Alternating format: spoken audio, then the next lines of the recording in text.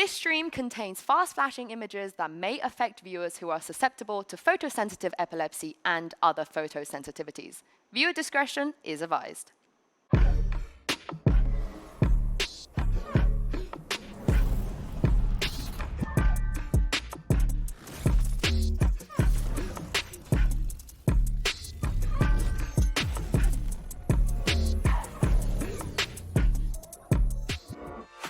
The world's top 8 teams have come to Southeast Asia for the region's first ever global event. The Road to Champions starts right here. Hello everyone and welcome to day 1 of Masters, coming to you from UOB Live in Bangkok, Thailand. I am your host Yingsu and I'm joined by Mimi and Kakuka here on the desk. We made it, the first global event. And I think it's crazy, very happy to be here. If we look back at the 2 past years that we've had since partnership, it will be around this time that we will be even starting the competitive season, and we're already in the first international event. And it's great to have the first one in Southeast Asia here. We got a really cool venue and some fantastic 8 teams to get this one going with. I can't wait to get it started, but before everything kicks off, let's take a look at the format explainer. Take a look at this.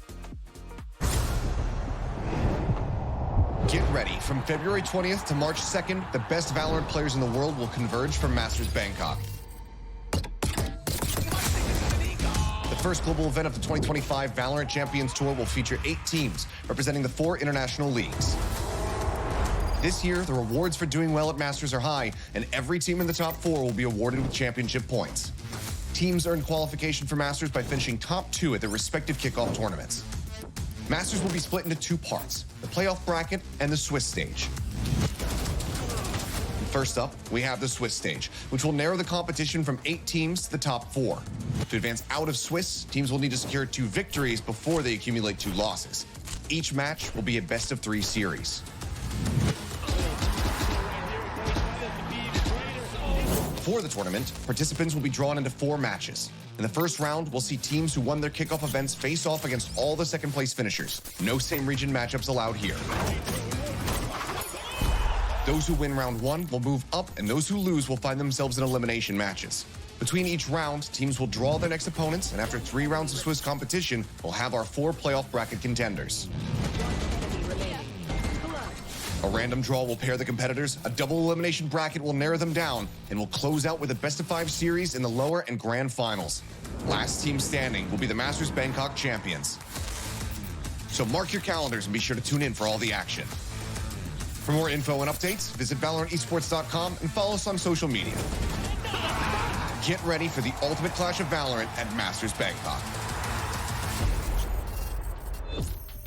As said so beautifully put there, of course, we're going to be starting with the Swiss stage of the tournament, and we have 8 fantastic teams. Every team that made it here had to go through a crazy good final as well. But of course, this also means, Mimi, that teams will be dropping out at some point early this week as well. Yeah, absolutely. The Swiss stage, we saw this one get debuted last year at some of our Masters tournaments. It gets really good matches once you get into those 1-0s, super intense once you get into the 1-1s later on as well. But definitely brutal for these teams. You can only lose twice. For some teams, they've flown, what, 25, 30 hours out. Yeah, and also a lot of teams and players didn't make it here. Yeah. Kakuka, Paper Rex not being here. I don't know why I'm here. I'm shocked. Yeah, definitely. I mean, so many teams and so many people also thought that Heretics would make it Genji after the year that they had in 2024. But what surprises me the most is that for the first time ever, we do not have any team from South America. It's only less represented in Vitality. Yeah, and no Aspas as well. But if we take a look at the schedule today, we do have 4 teams, and I think everybody is going to be very excited about. We're kicking things off with EDG versus Team Liquid, followed by DRX versus Sentinels. Mimi, as much as some of the other players and teams didn't make it, you got to be happy to see these 4 teams on day 1. Especially happy to see EDG here. They're the first ever team who's won Champions, who's actually made it to the first Masters following that one. Every other Champs winning roster has fallen apart. Not so for EDG. They're champions again from China, looking to go back-to-back here. Yeah, the fact that they didn't disband and then they make it here as well. But I want to get your guys' thoughts on who you think is going to win the tournament. We're going to get our predictions in before the tournament even starts. So Kakuka, I'll start with you. I'm going to be with absolutely and complete bias. I'm going to say Vitality, because Dirk is back. safe with his like third roster coming into an international event. I think that is he always gets even bigger in these situations, and I think that they proved a lot in EMEA. I want them to have a good year.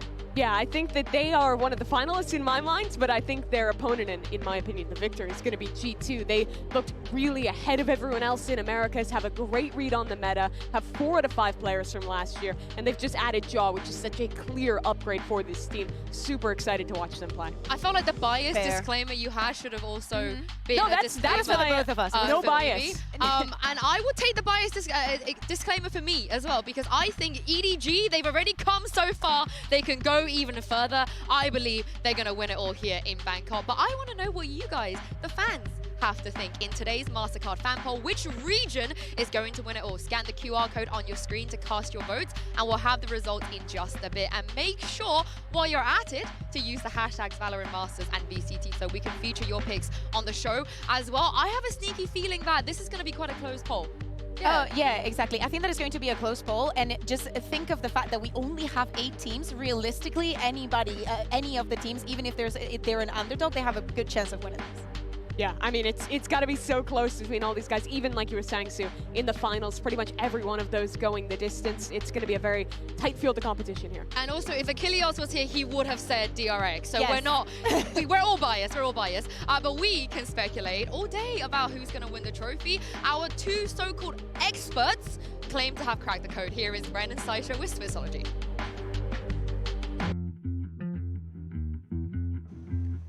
It's Brennan Sideshow here to walk you through exactly how the Swiss stage of Bangkok is going to work here. We've got our 4 matches to open things up. Awesome. We know exactly who's going to win them, and we know how the rest of the bracket's going to go anyway, even though it's going to be randomly generated. And most importantly, we know exactly how Swiss works as well. Of course we do. Common complaint. Bren, EDG versus Team Liquid. Who's winning that game? That one, I'm going to give that one to EDG because Team Liquid, I don't trust them. Okay, why don't you trust them? With a 10-foot pole.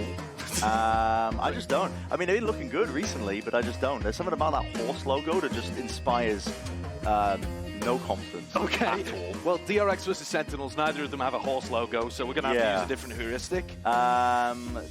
Sentinels, because I'm NA bias. Right, okay. I mean, a really great response as usual. So we'll put Sen up there, we'll put DRX down there, because that's, of course, how the random draw is going to work. Yep. Vitality versus T1. Vitality T1. I mean, we'll give it Vitality. Okay, Team Vitality. I like that. Yeah, they're looking really good at the moment. So then our final match, we have G2 playing against Trace. Yeah, I mean G2. Right? Okay, you have G2 winning that Probably one. G2. All right. Well, that sets us up with some banger matches in this first round. The winners have to play the winners. The losers have to play the losers down here as well.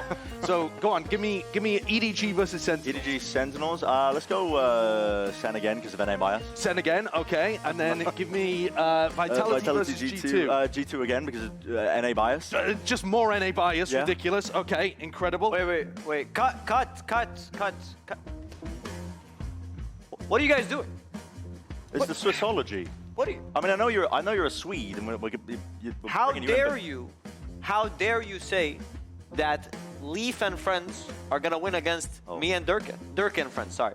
Well, I mean, at least we didn't have you lose. The director directs, and I will direct some common sense. Okay. No, please. That's all I gotta say.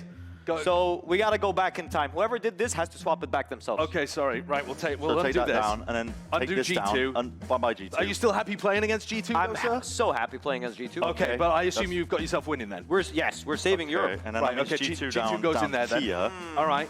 So then you don't even get the opportunity to play Trace this tournament. That's beneficial for me. That's all I gotta say. EDG go through to here then. So have you got any other problems with what's going on? No, I'm just seeing a lot of bangers here. A lot of bangers. A lot of bangers. What happened to the bottom then? I just don't get why Liquid went down. Like, What do you mean? if we are realistic here, EDG are big fans of Liquid. Okay. Isn't there like a Chichu Nats thing going on? There is, yeah. There's a big Chichu Nats thing going on. Okay, so EDG end up winning against DRX. Throw in DRX some losing. T1 against Trace. T1 Wait, Trace. who do we got left? Who do we got left? T1 have to play against Trace. We need a loser, sir. Loser of T1 Trace? Yes. I've already picked up the badge. I'm sweating profusely from this pick. Don't make me swap this. Trace loses. Trace loses? I didn't want to have to pick up another badge. Okay, wonderful. Now, why have I picked up Vitality again? Who are we missing here? I don't know. Who is Team Liquid. that? Team Liquid. Team. Bro, I'm going lost. there. I'm actually lost. All right, who's advancing? Guys, surely Europe is on top this time. Okay, so G2 and Team Liquid. G2TL going through. Wait, what's happening? What is happening? What is? She's gonna start throwing random stuff up. Sentinels! We love Sentinels! Clout! Woo! Woo! Swissology! I don't know why I'm cheering for Sentinels.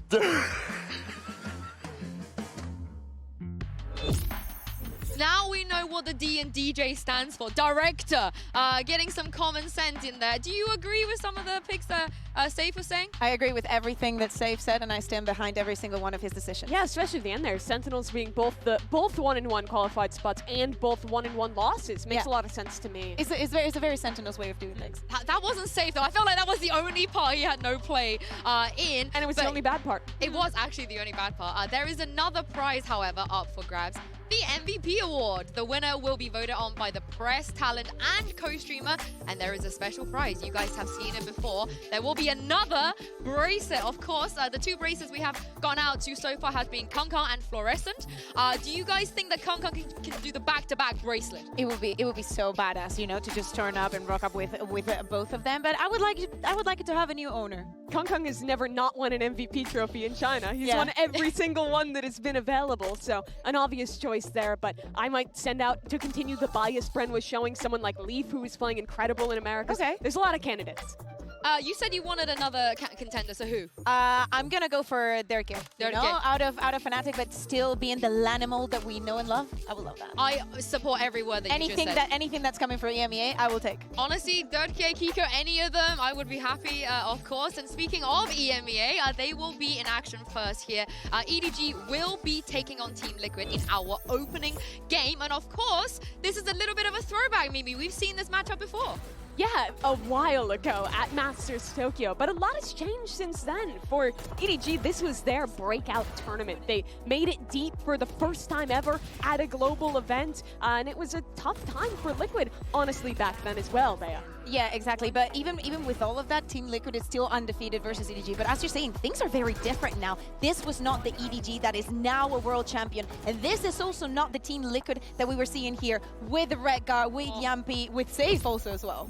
Yeah, you only have one player left over from that roster, who's Nats, now the IGL of this team, back again.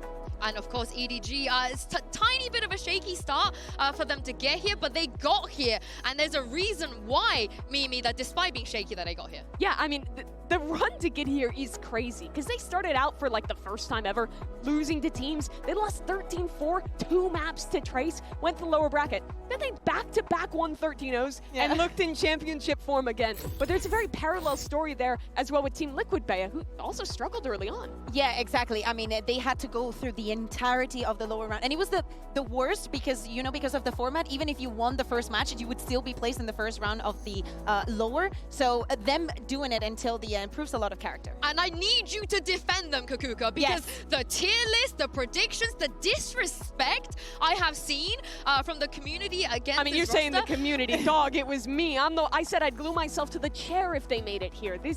I was a hater. But they're here now and they're good. Kakuka, please defend them and tell give them a reason. Yeah, exactly. First of all, I will bring that glue because I think that you owe that to them. But and I do.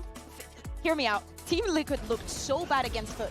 It was the advantages that they were throwing. They were not playing as a team, and we could understand that because of the changes that they had. But they made a decision. We're going to swap things around. We're going to go back to basics. With Nats on the IGL, they managed to swap some, identify their weak things and their strength, and match through match, they were getting stronger. They are the team that has played by far the most out of this tournament, and if reps are something to value, Team Liquid is winning. Yeah, this lower bracket run from them was absolutely incredible, and I think you saw a really good connection between the players form out of that. The team fighting in these later games looked absolutely on point. They were playing off each other so well. You built up confidence even for the new guys, and a returning guy like Kiko, who ended up being the best rated player of EMEA after having a tough first year in the league. It was truly an incredible redemption for Team Liquid. And of course, the role swap. I mean, I almost want to say a soft role swap because Kakuka, there's also places that he doesn't play smokes, and you guys saw there as well. Yes, Nat is back. It's been such a long time since we've seen him on the global stage. Yeah, exactly. But I think everybody is very happy obviously Chichu is going to be extremely happy to be playing up against him. But we know that he, even though he has different duties now and even some added weight onto what he has to do into the game, he is still in the same form, and that is very difficult to maintain throughout the years. Yeah, and I know some people are upset the Heretics didn't make it, but Paddy is here. Let's hear what he had to say to Mika Fabs ahead of his first global event with Team Liquid.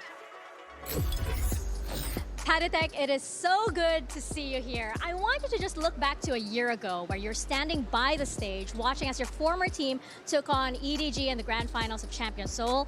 I want to know how much did that moment impact your mentality going into this first match versus EDG, especially now that you're with Team Liquid and you get to take matters into your own hands this time. It was sad to watch them lose, you know, but as you just said, now I can take the matters into my hands and I have the control over the game. Last year when I was watching the game and the Heretics game, it was really hard to watch because I couldn't do anything, obviously, and they were losing, so it was hard to watch. But now everything is in my hands, so let's see what's going to happen. Now you have the power. Yeah. Super exciting. Good luck. Thank you. I mean, we saw it back in EMEA, right? Patatek knocked out every single one of his former teammates every single match he played, and he's on a mission here, Mimi. He's here not just to perform on the global stage again, but also get revenge. Absolutely. I mean, for this guy, having the year he did and then getting sidelined as just the sub for Team Heretics, being a sub in the past before that, we waited so long for him to have an opportunity to shine as a part of a full-time roster. He has that chance with Team Liquid, and immediately it's success, going all the way to the finals and qualifying to another global where Team Heretics didn't. And I have to say it, I think that probably for Patatek has been one of the biggest glow-ups that we've had in the history of Valorant, from thinking about 2020 and 2021 to where he is right now, last year becoming the sub of the year because of what he did for Team Heretics. We even had some doubts, is he going to be picked out for this year? And I think that Team Liquid just absolutely nailed it. If you have not been seeing Team Liquid while they were playing in EMEA, the way everything fits in so well, he is still the god support that we saw last year. And of course, the man on your screen here, the only Thai representation at Masters Bangkok in Thailand. I know the fans are definitely going to be behind him, and his IGL Nats. We want to talk about glow-ups.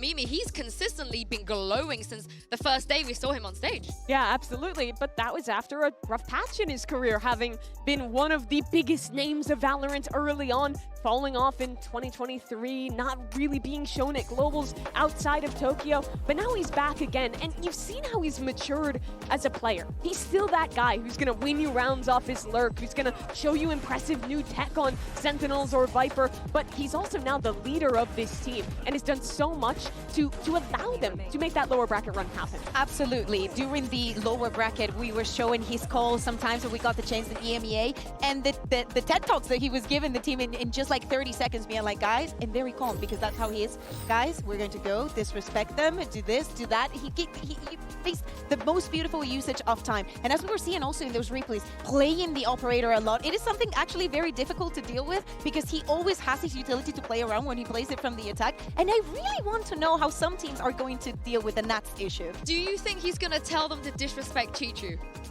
I think he can't. That would break his heart. That would be too tough That for would him. absolutely break his heart. But I think you're right. I think EDG, they need to anticipate the sniper usage he's going to have. And I wouldn't even be surprised if he is one of the leading outlaw users in this tournament, for, just for love. But speaking of Chichu, the reason we mentioned this is, of course, Nat is going to be going up against his biggest fan. And I did my weekly third wheeling and joined them for a quick chat. Take a look at this. Welcome to Duo Queue, where I'm joined by the dream duo here. That is Chichu from EDG and Nats from Team Liquid. Luna's going to help me with some translations as well. I know the fans are very excited for this matchup. You guys have a lot of history as well. So I thought we'd play a game where I'm going to ask you a question, and I want you to choose whether you put yourself as the answer or the other person as the answer. So I'm going to go straight into it. Who is the better Cypher player? 谁是更好的零的使用者呢？直接写上去。对，直接 You 写 gotta 答案 put, yeah, me or him, me or him. I want you to show the camera when you're ready. No, you both put the other person? Okay, I'll start with Chichu, because I feel like we expect you to say Nats. 因为我看到他很多的 POV 嘛，然后玩这个英雄也是学习了他，所以说就很简单。他应该算是我的老师嘛 ，teacher。I watched a lot of his POV, and also I learned from his cipher. He's my teacher, actually. Are you surprised that he put you? 你会感觉他选的答案是你，你会觉得比较惊喜吗？挺意外的。All right, okay, so Chichu was very surprised you put him. So do you want to explain to us why you chose him? I mean, he's a very good player. He's a very good cipher. I think he's improving a lot on this agent, especially from what I saw from the previous year. He has different ideas. And even though he says that he's watching a lot, I think he's bringing his ideas also into that. And that's interesting to watch because some of the stuff he does, I don't do. That's why kind of I put it. Chichu's going to be so happy with this. I feel like I love this. Very wholesome. Next one is who is the better clutcher? 你觉得谁在残局当中会表现更加优异一点呢？ Steven. Oh, okay. Chichu's put him. So Yeah. Why? 我觉得，因为我觉得就是我很多这种残局的思路都是走他的操作里面去汲取的嘛。然后我也觉得，之前我们打Team Liquid的比赛，残局其实也打得不是很好嘛。然后我觉得还需要进步，对，而且我也觉得我的残局现在还不太够细腻。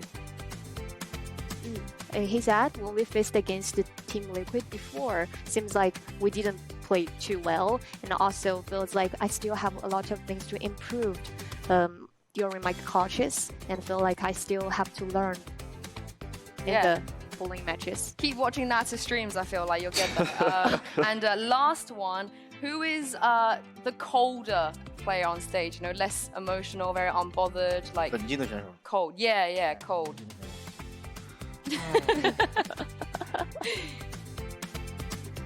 Oh, you have to think about this one, Nat. You're really thinking about this one. I think Chichu's ready. Okay, let's take a look. Oh, he's also He's thinking. not ready. He's not ready He's also. not ready. Oh wow, this is a hard one. When I'm playing, I'm not really watching how the enemy is reacting, especially because monitor is too close to me. If they lose, if they win, I don't really pay attention to it. That's why it's hard for me to say who is emotional, who is not. Have you got an answer? 我觉得是都是。 The same? Yeah. Are we allowed that? Okay, it's my game, so I will bend the rules. Okay. What did you write, Nat? I write me, but if he feels like that, because as I said, I don't really pay attention. Okay. If he thinks, because I'm pretty sure he compares, I agree with that then. Are you guys okay with settling as you're both the coldest? Yeah. 对因为我觉得他刚刚说他不知道我的风格嘛，然后就我觉得应该是一样的。对我打比赛还是比较冷静的。 I think it's similar because while doing the matchup, I'm pretty cool, pretty calm on the stage. Did he also study that from Nat? Is that? 那这一点也是从 Nats 身上所学到的吗？这个还不是这个我就在 EDG 的第一场比赛我紧张过，后面其实没讲，我感觉应该就是自身的一些东西吧。 Actually not. I only feel like stage jitter when my first matchup on the stage was EDG. But after that, I think that's my own quality. Oh wow, okay, we got two cold players play similar roles. I can't wait to see this matchup. Thank you for joining me and best of luck in your game. Is there a bigger and better compliment than Nat's telling you that you are better than him on Cypher? No. Next question. I think that's it. I think that's just... Move on. Yeah, absolutely. But to see this interactions between players, to see that we can have this wholesomeness, it's going to be very important. Also, that the last thing that they were speaking about being cold on stage, because there are some new faces that are going to be there for the first time, and for EDG, they have to defend that title. Yeah, and no new faces for EDG though.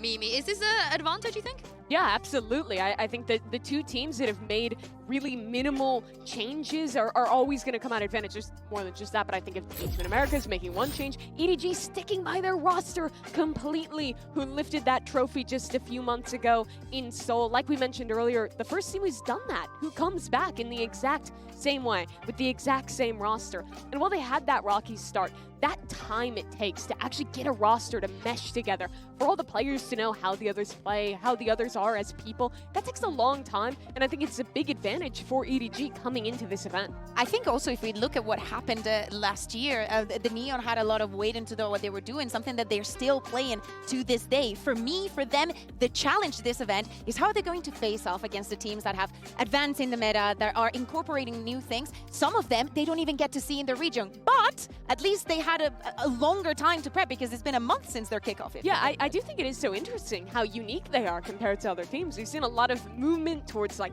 the Teo, Yoru ideas. They're the only real region and one of the few teams who's actually stuck by the Neon, and it was effective back then. There were nerfs, but I think people are too fast to write that agent off because Hong Kong is still an absolute beast on Neon. It fits them.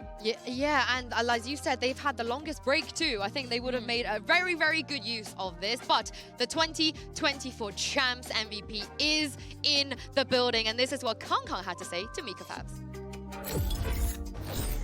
The defending champions are back on the global stage. Kong Kong, what is your message to all of the teams who are going to come for you this whole year and the rest of EDG? We have my good friend Luna here to help with some translation.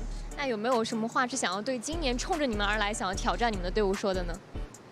我觉得友谊第一，比赛第二吧，然后享受游戏就好了。 I think the first come up first is our friendship, and next is our competition, the competitive whole thing, right? I just gonna enjoy the stage. Friends, competition, and enjoying the stage. Gotta love it. Good luck, Kong Kong. I love how humble he is out here. He's just happy to see his mates, you know, it's like summer camp being here. But having said that though, do you guys feel like he is still the best player coming into this tournament? I think that there is a discussion to be had, definitely. It depends on, again, thinking of the plans and the things that they were doing in the region.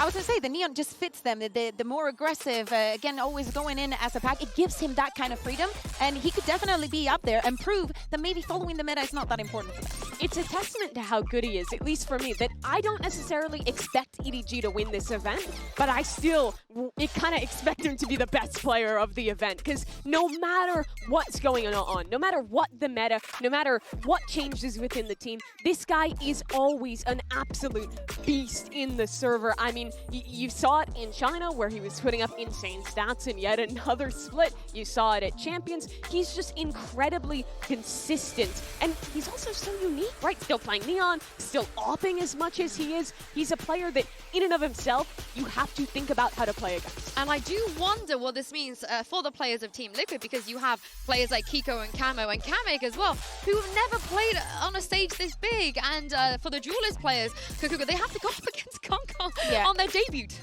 There is a lot of pressure. I think that it also comes down to how the map veto is going to go. But Team Liquid have been in such great pressure throughout the entirety of the year that they should be quote-unquote used to this. I know that it's very imposing, like just having all the people behind you and just being on a bigger stage against an opponent that you've never played against. But I'm hopeful for them.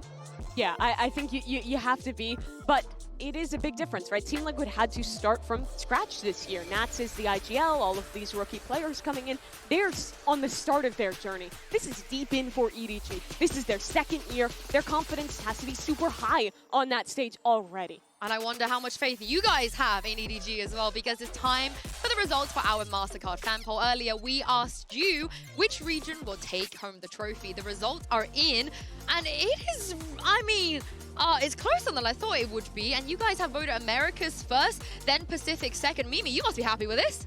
Yeah, I mean, I think China getting clearly underrated in this pool, but I'd imagine a lot of G2 believers and a lot of Sen clout heads like Bren in that poll. Yeah, I understand it. I think that I agree with this. I know the way that G2 has been playing and that they're clear favorites for this tournament, but I like the fact that everybody's got their numbers. It's yeah, I think it's not an upset, right? We expected a lot of the people to go for Americas there. Are you surprised the Pacific came second in that poll? Yes. Yeah. I thought honestly, China would I be feel there. like, in my opinion, Are you not gonna give the time zone breakthrough? No, I've moved past that. That's okay, 2024, sorry. So sorry. No, but in my opinion, I think Pacific looked like the weakest region coming into this one, but it's still a close field, and they have a lot of fans, of course. Yeah, I think people are underrating T1 a little bit. I know DRX, you know, we know they're good, but I think T1 can do some damage. But let's take a look at the predictions from us and the other talent members, of course. And it looks like Kakuka, I was a traitor. I'm sorry. I was a big-time traitor. Really yeah, and you are the only person that went with Team Liquid. I think they can possibly do it. I know that when we get to the maps, maybe I change my mind, but they've been so insisting in someone believing in them and what they can achieve that honestly, I believed it. I've been in this situation in the past. Didn't end up well, but I'm going to believe them for this one. I think that they should know how to prep against this team. Only seeing the Pacific talent go for DRX too is a bit of a surprise to me. I think Chen is favored there, but I don't think they're massively favored. I got bribed. That was a bribe. I would have gone with DRX. I got bribed, you know. I had to be the allegations or somewhere. But the wait is nearly over for our first global event of the year. We are kicking things off with EDG versus Team Liquid, and then followed by DRX versus Sentinels. I hope you guys are ready, because we definitely are. You don't want to miss any action today. And without further ado, day one of Masters Bangkok starts right here, right now.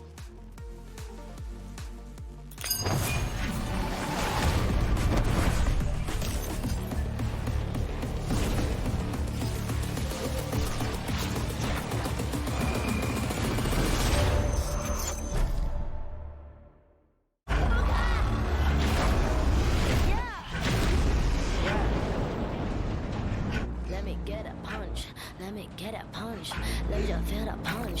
Let me get a punch.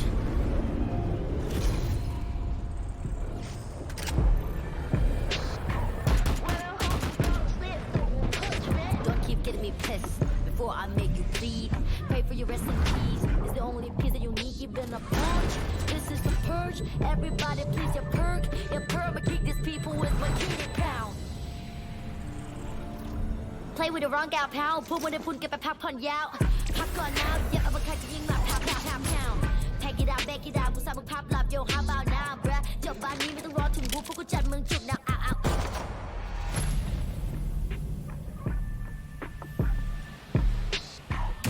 Pick a pack of peppers. People like me pick a pack of breath for a week per day per minute. Rapper likes me ทำพวกมัน panic บอกกูเป็นผู้หญิงมีผลแต่ proof ไม่ควรใน pride เข้าใจมึง lose อะไรไม่รู้พร้อมพวกขี้แพ้มาผ่านกูพูดไปก็ไร point เขาต่อยสักชุดโตพวก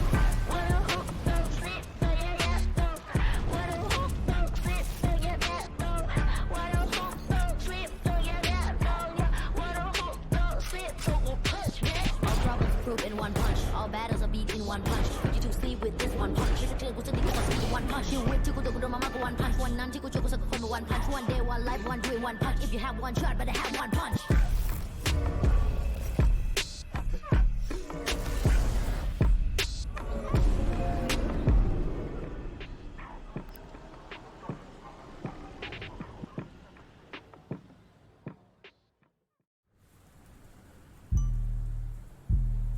ในภาษาไทยเรามีคำว่าใจสู้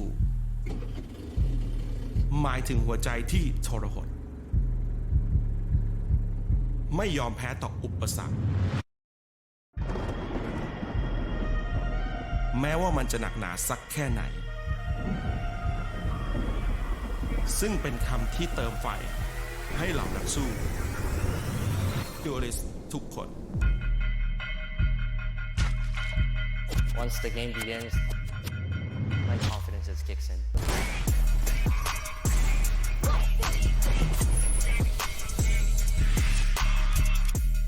Block up the noise, line up the shot.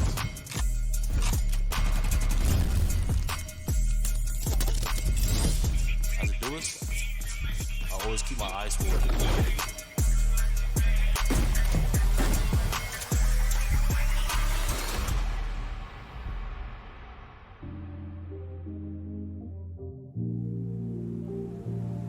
当然，所有人都会觉得，身为一个决斗者，应该有勇气，应该去面对。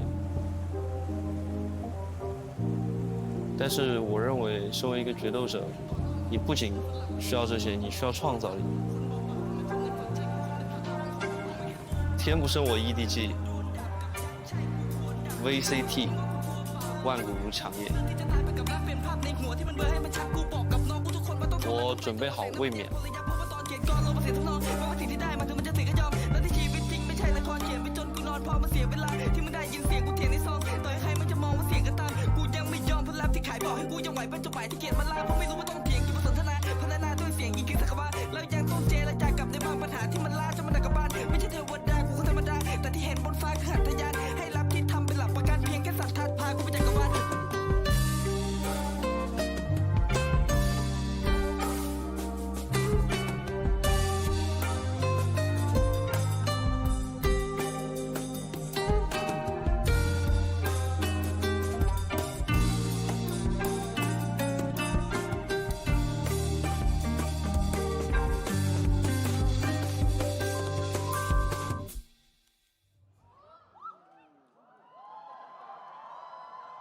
สวัสดีครับโอ้โหวันนี้นะครับก็เป็นไงบ้างรู้สึกไงบ้างชาวไทยทุกคน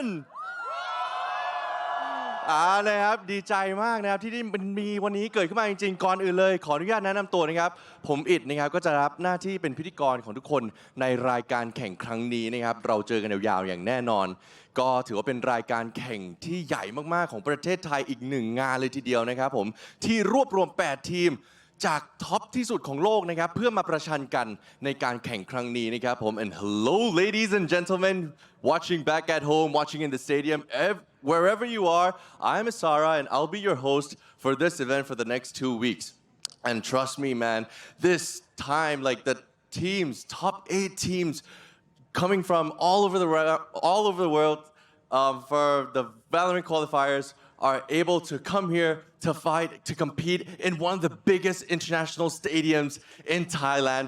And of course, let me give a round of applause to all the teams. Apologize there, I'm just super excited to be here, being in the middle of all the Thai fans, all the fans from all over the world as well. But anyways, ladies and gentlemen, let me attempt, okay, to welcome all of you to the local name of this incredible city.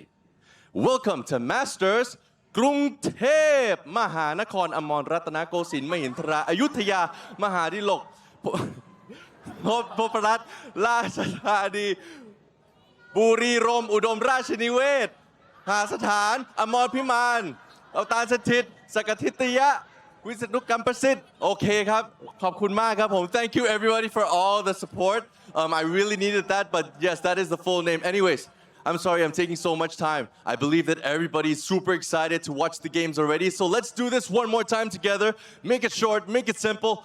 Let's do it officially. Ladies and gentlemen, welcome to Masters Bangkok.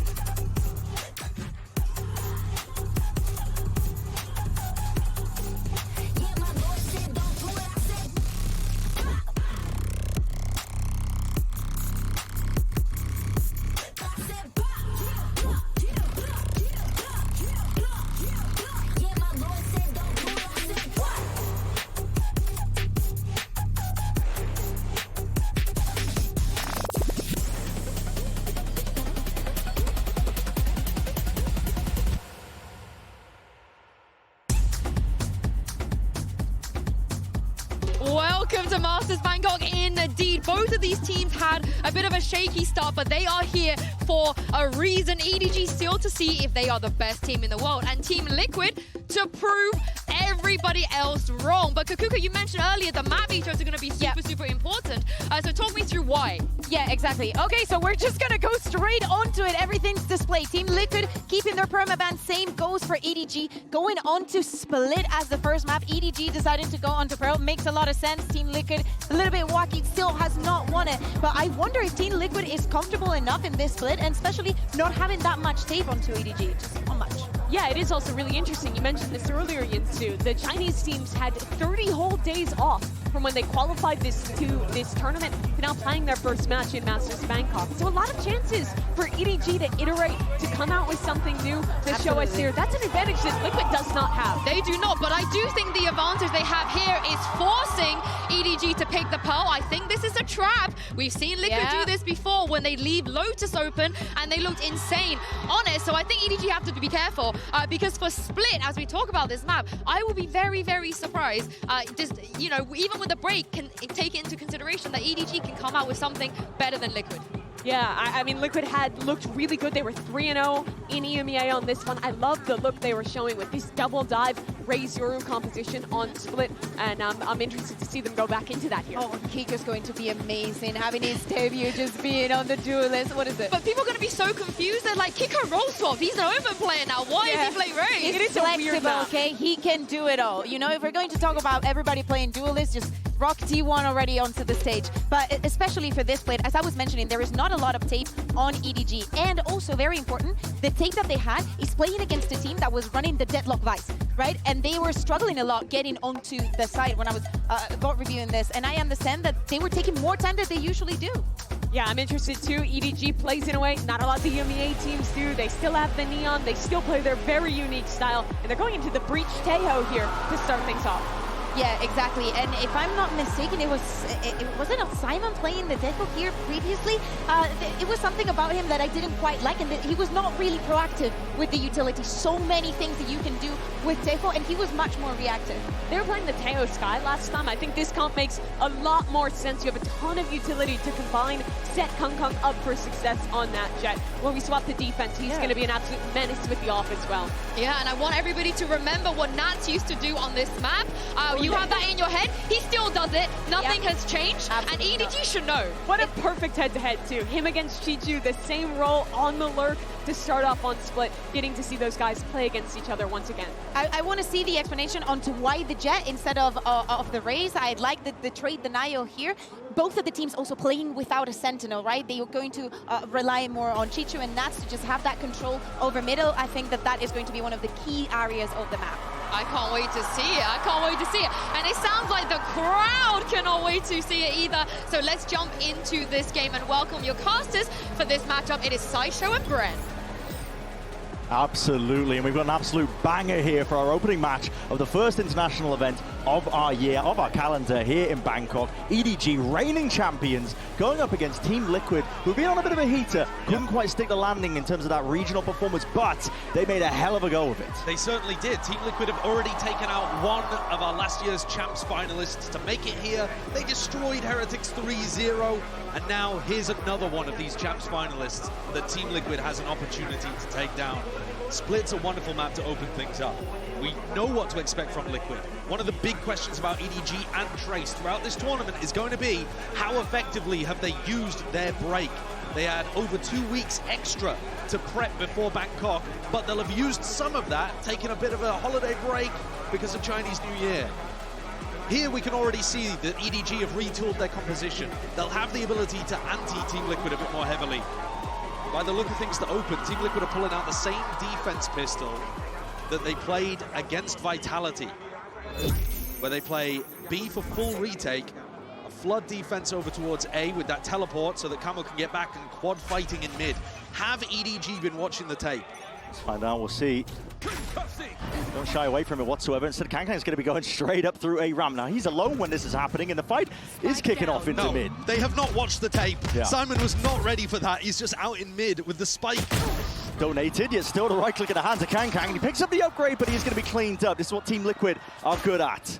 Comes down to that discipline. They've honed it, they've refined it. Still, openings could be found. It's a 2v3, and it's going to be a difficult one at that. I mean, how on earth do you recover this spike? Chichu and Smoggy are going to have to take fights. At the same time, there's a bait and switch setup here as well. Kiko has been playing some incredible Valorant so far in EMEA kickoff, and if he fails, Camo's played in. The micro plays that Team Liquid love to cook up on the fly are so good. Last player standing. What's really set them on that path, and it really begins here in Bangkok with a pistol round win. Already at the beginning, I'm reminded of what Chichu was talking about in the press conference. The Chichu Nats romance. Sure. People are loving it. People are loving it. But what I got from the press conference was that Chichu was saying because he's such a fan of Nats, he's been watching all of the Team Liquid games. So he said, I know how their playstyle has shifted. I've watched all of their footage, and I think we need to play slowly to counter what Team Liquid is doing. I think that's accurate. Team Liquid love fighting on their defense side, and I think EDG need to find those moments to slow down the tempo. That pistol round was the exact opposite of what Chichu said. Kangkang went instantly up ramps and died. I mean, they died in mid. Yeah. Some semblance of an idea, but Kama's going to be postured early off the angle. We all grouped up now, obviously. By the buy for them. Walls up. Kama a bit of spraying and praying. No reward, though. Gets the info. TP to evacuate in case he needs it. There's going to be a flash into his face, just slightly turned, but no. Just lines it up. It's going to be a Prowler to supplement it, peeking out wide, but he's still going to play his life. And so, giving up the site, there'll be an open plant for EDG. Spike planted. We'll find out what I can do past this point here. Cheeky angle for Kankang. Tucked up close and personal. Let's try and set up that as well, but the horn just reveals as well. Not quite anything to break it. Satchel, lay it down. Stuns right behind them. That's an attempt by EDG just to try and bail out one of their star players. It's going to be an inevitable round at that. Team Liquid up to 2.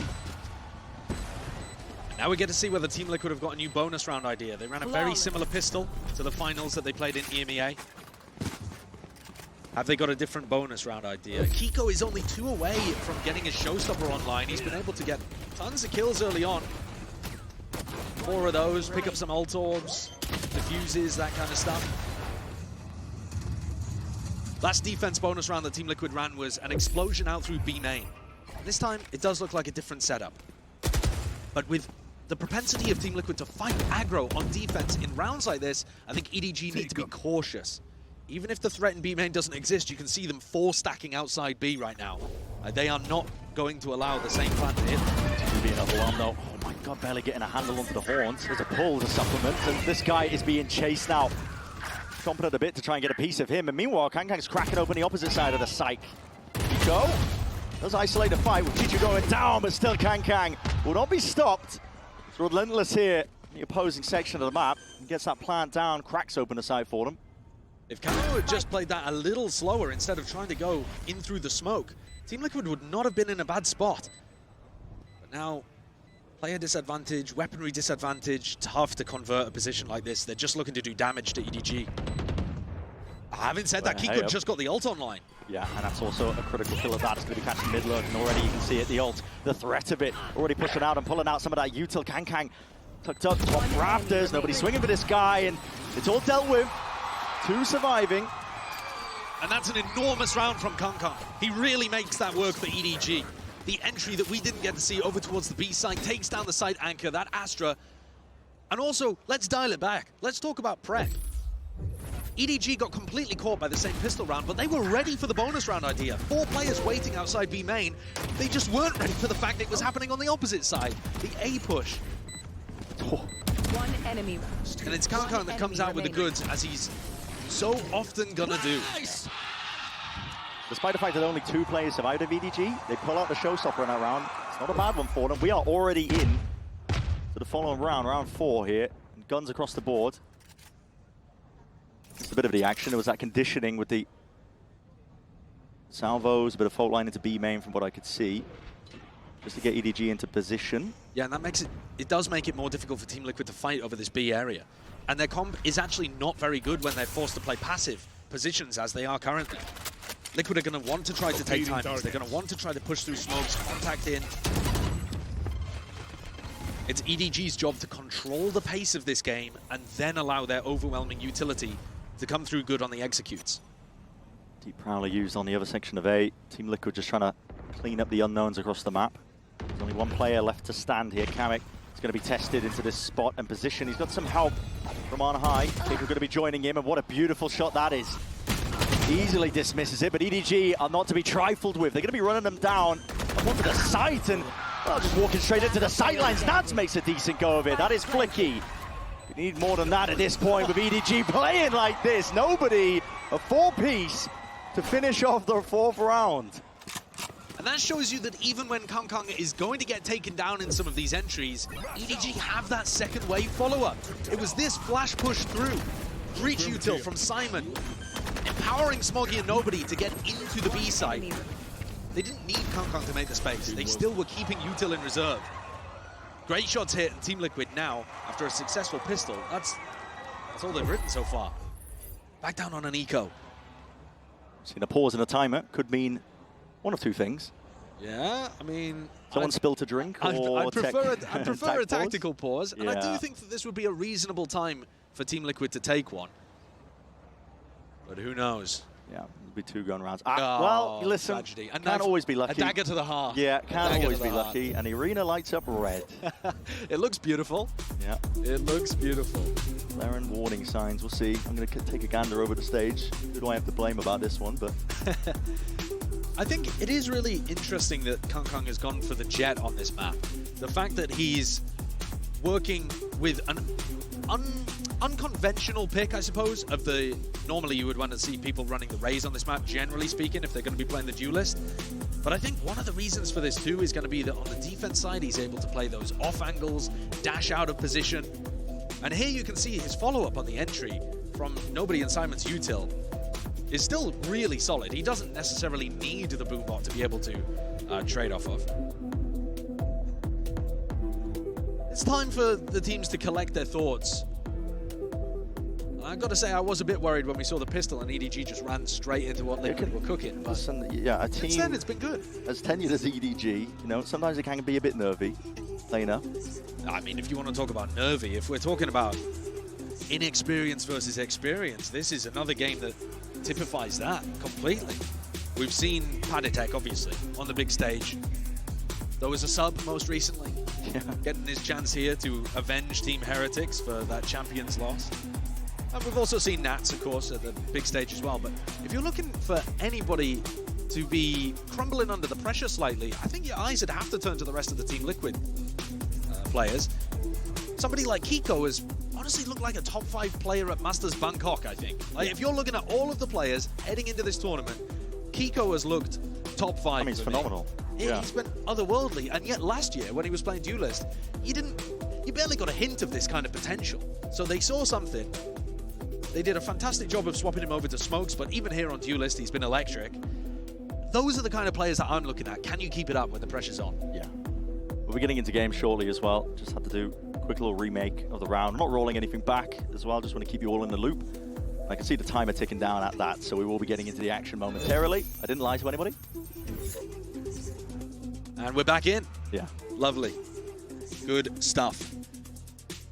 A lot of ults starting to get up here. Kiko obviously decided to invest his a little earlier on to see if he could secure the bonus round. But now we're starting to get up to everybody else's cycle. So looking towards Nobody, looking towards Camo as well, to potentially be a bit of a playmaker. Time to take risks if you are Team Liquid. I think the entire defense, they've got to take risks. Yeah. This composition is not comfortable playing slow rounds at the start. And one of the big reasons for that, as Camo goes to try to take a risk, is Camo's gate crash. It's got a 30-second expiry date on it. And once that's dissipated, you don't have the ability to reinforce the other side. So you want to try to get things going in the first 30 seconds, force EDG to make fast reactions rather than slow the pace down. EDG can't quite find the options they were looking for, I guess, into mid, but with Nobody picking off towards A, that's where they're setting their sights at the 50 seconds mark.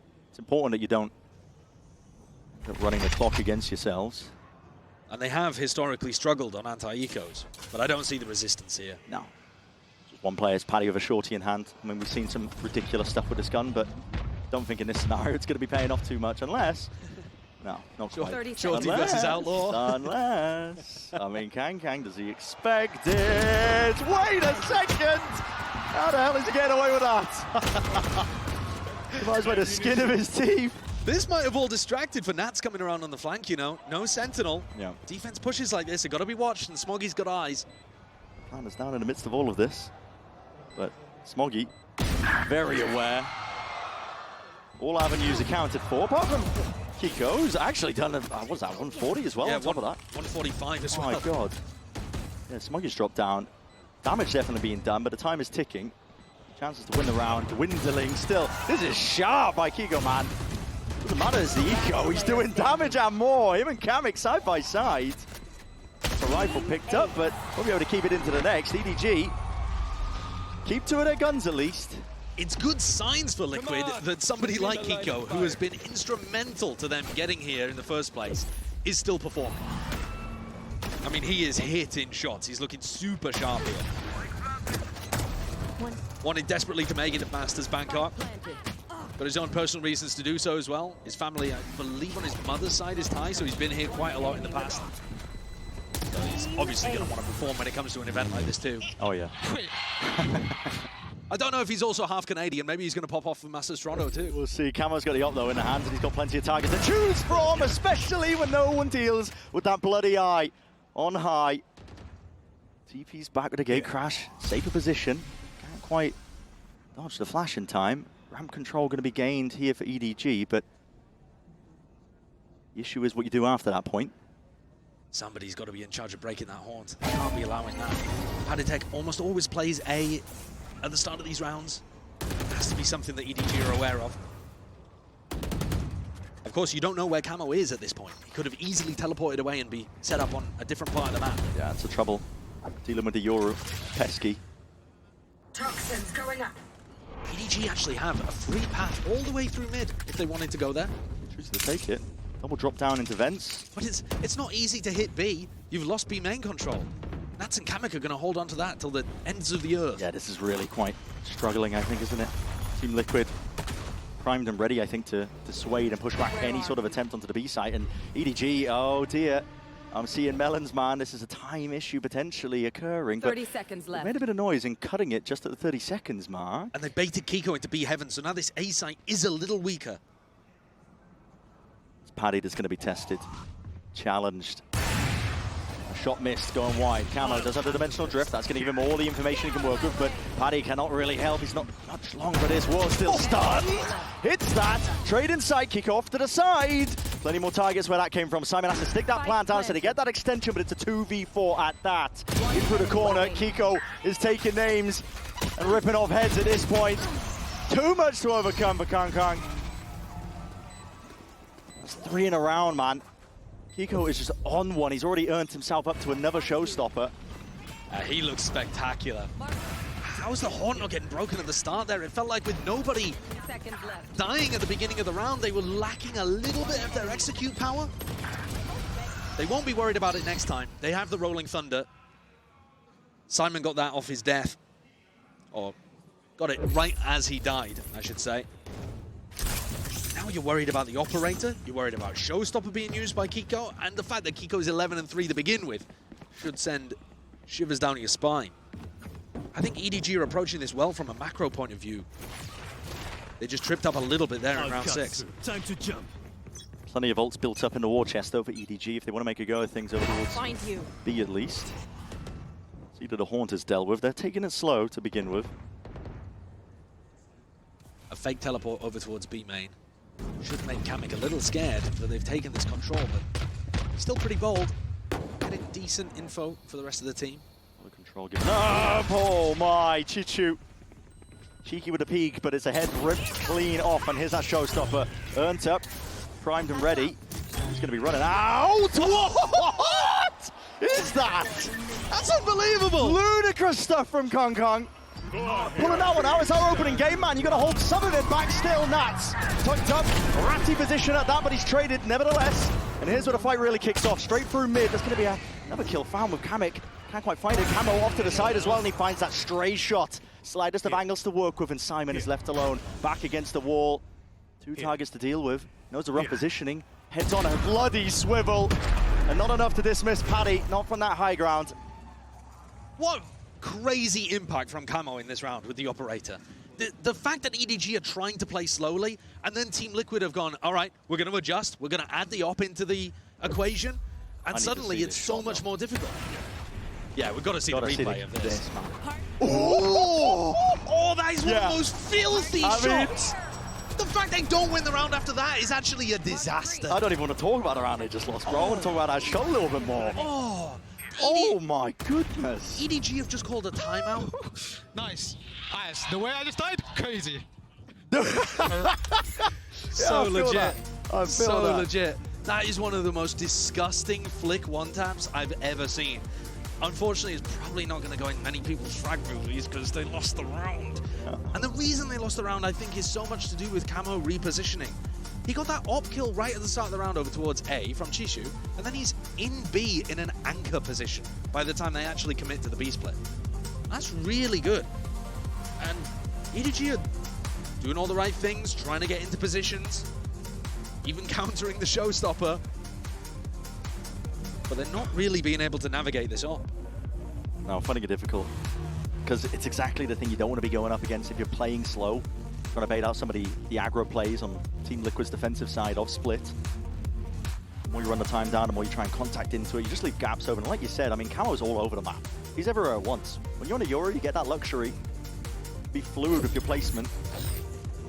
EDG can think they've spotted him out in his position, but he can be on the other side of it in a blink of an eye. Look at him here, for example. I mean, they've actually swapped the operator around, so Kiko's got it up here. And this is a lot of presence. I mean, emphasis being placed by EDG up towards ramp, but that spam, again, instinct at its core. Forced to really dash away from the fray. Kamek re-clearing over towards B. This has got to end A. I'll take it in that direction here. There's going to be Paranoia sweeping forwards up towards Heaven as well. There's going to be a bit of safety around for EDG. With passage into the side as well. Even plant that is possible for Heaven here, but Team Liquid looking to try and take this one, and potentially with the flood. That's a flash around the corner. Kankang dropped single digits. 1 HP at that, but potentially all he needs. They know where the danger player is. Yeah. But they just don't have utility to be able to flush him out properly. The players corralled onto the side. EDG, they went out that critical fight though, out towards elbow. Paddy gone. They can try and fight their way past. Time is ticking here. This operator in the hands of Kiko is really slowing them down to a degree as well. And now you're seeing it. The peak's coming out. Smokey tries to take that fight, but surely the openings are done and dusted. Kiko just trying to save this operator, trying to keep it into the next. It's a round one. The goal is damage for Team Liquid. And I'd say they achieved their goal there. Everybody on EDG falling. The score up to 4 each, but EDG's economy is going to be in a bit of a rough spot. They're definitely primed to get ecoed again here. They're going to have enough to be able to buy for this one. But if Team Liquid can come out with a big strategy, admittedly, well, they've got time to think about it, I guess. Yeah. Take a look at how this one went down, though. Paddy, does he spot something? Just a glimmer, perhaps, but often people are going to be going for that kind of spam lineup based off the wall timing as well. So as Chichu puts up the wall, you spam that kind of angle, really likely to be able to get damage, if not a kill out of that spot. But yeah, this time, swapping the operator over to Kiko's hands did not get the job done. Took a little bit of the pace out of the retake, I agree with you. For sure. There's a tech pause. Now, I was hoping, because the stage wasn't initially lit up in an ominous shade of red, that we might have just escaped. It was going to be a quick and easy fix, but maybe not. Alas. So. Tech pause gear. Alas. Take guesses of that. Yeah. Pray that they're not a sponsor of the show. Well, I mean, maybe it's because Kiko's on the gear. I don't know. Okay. He's playing like he is. It's a mouse issue, I've heard, so do some digging. Next time the camera is to fly by onto the stage. Yeah. This is a crucial round that's coming up as well. You hate to have this kind of pause in momentum, but actually for both teams, it's not like it affects Team Liquid more than EDG or the other way around. EDG need to win this one. Their economy is at risk, so is Team Liquid's. Yeah, I mean, Team Liquid, did they even want sounds weird, did they even want to buy into it? Yeah, I'm not sure. The money's odd, it's all over the place. Yeah, they don't have very good money. You could put together a buy, but...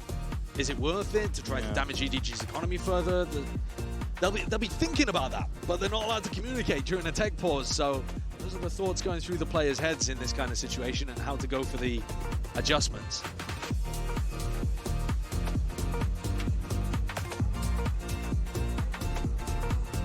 It's going to be interesting as we move on to the later maps as well to see whether the off time that EDG has had has meant that they retool their comps for every map. Yeah.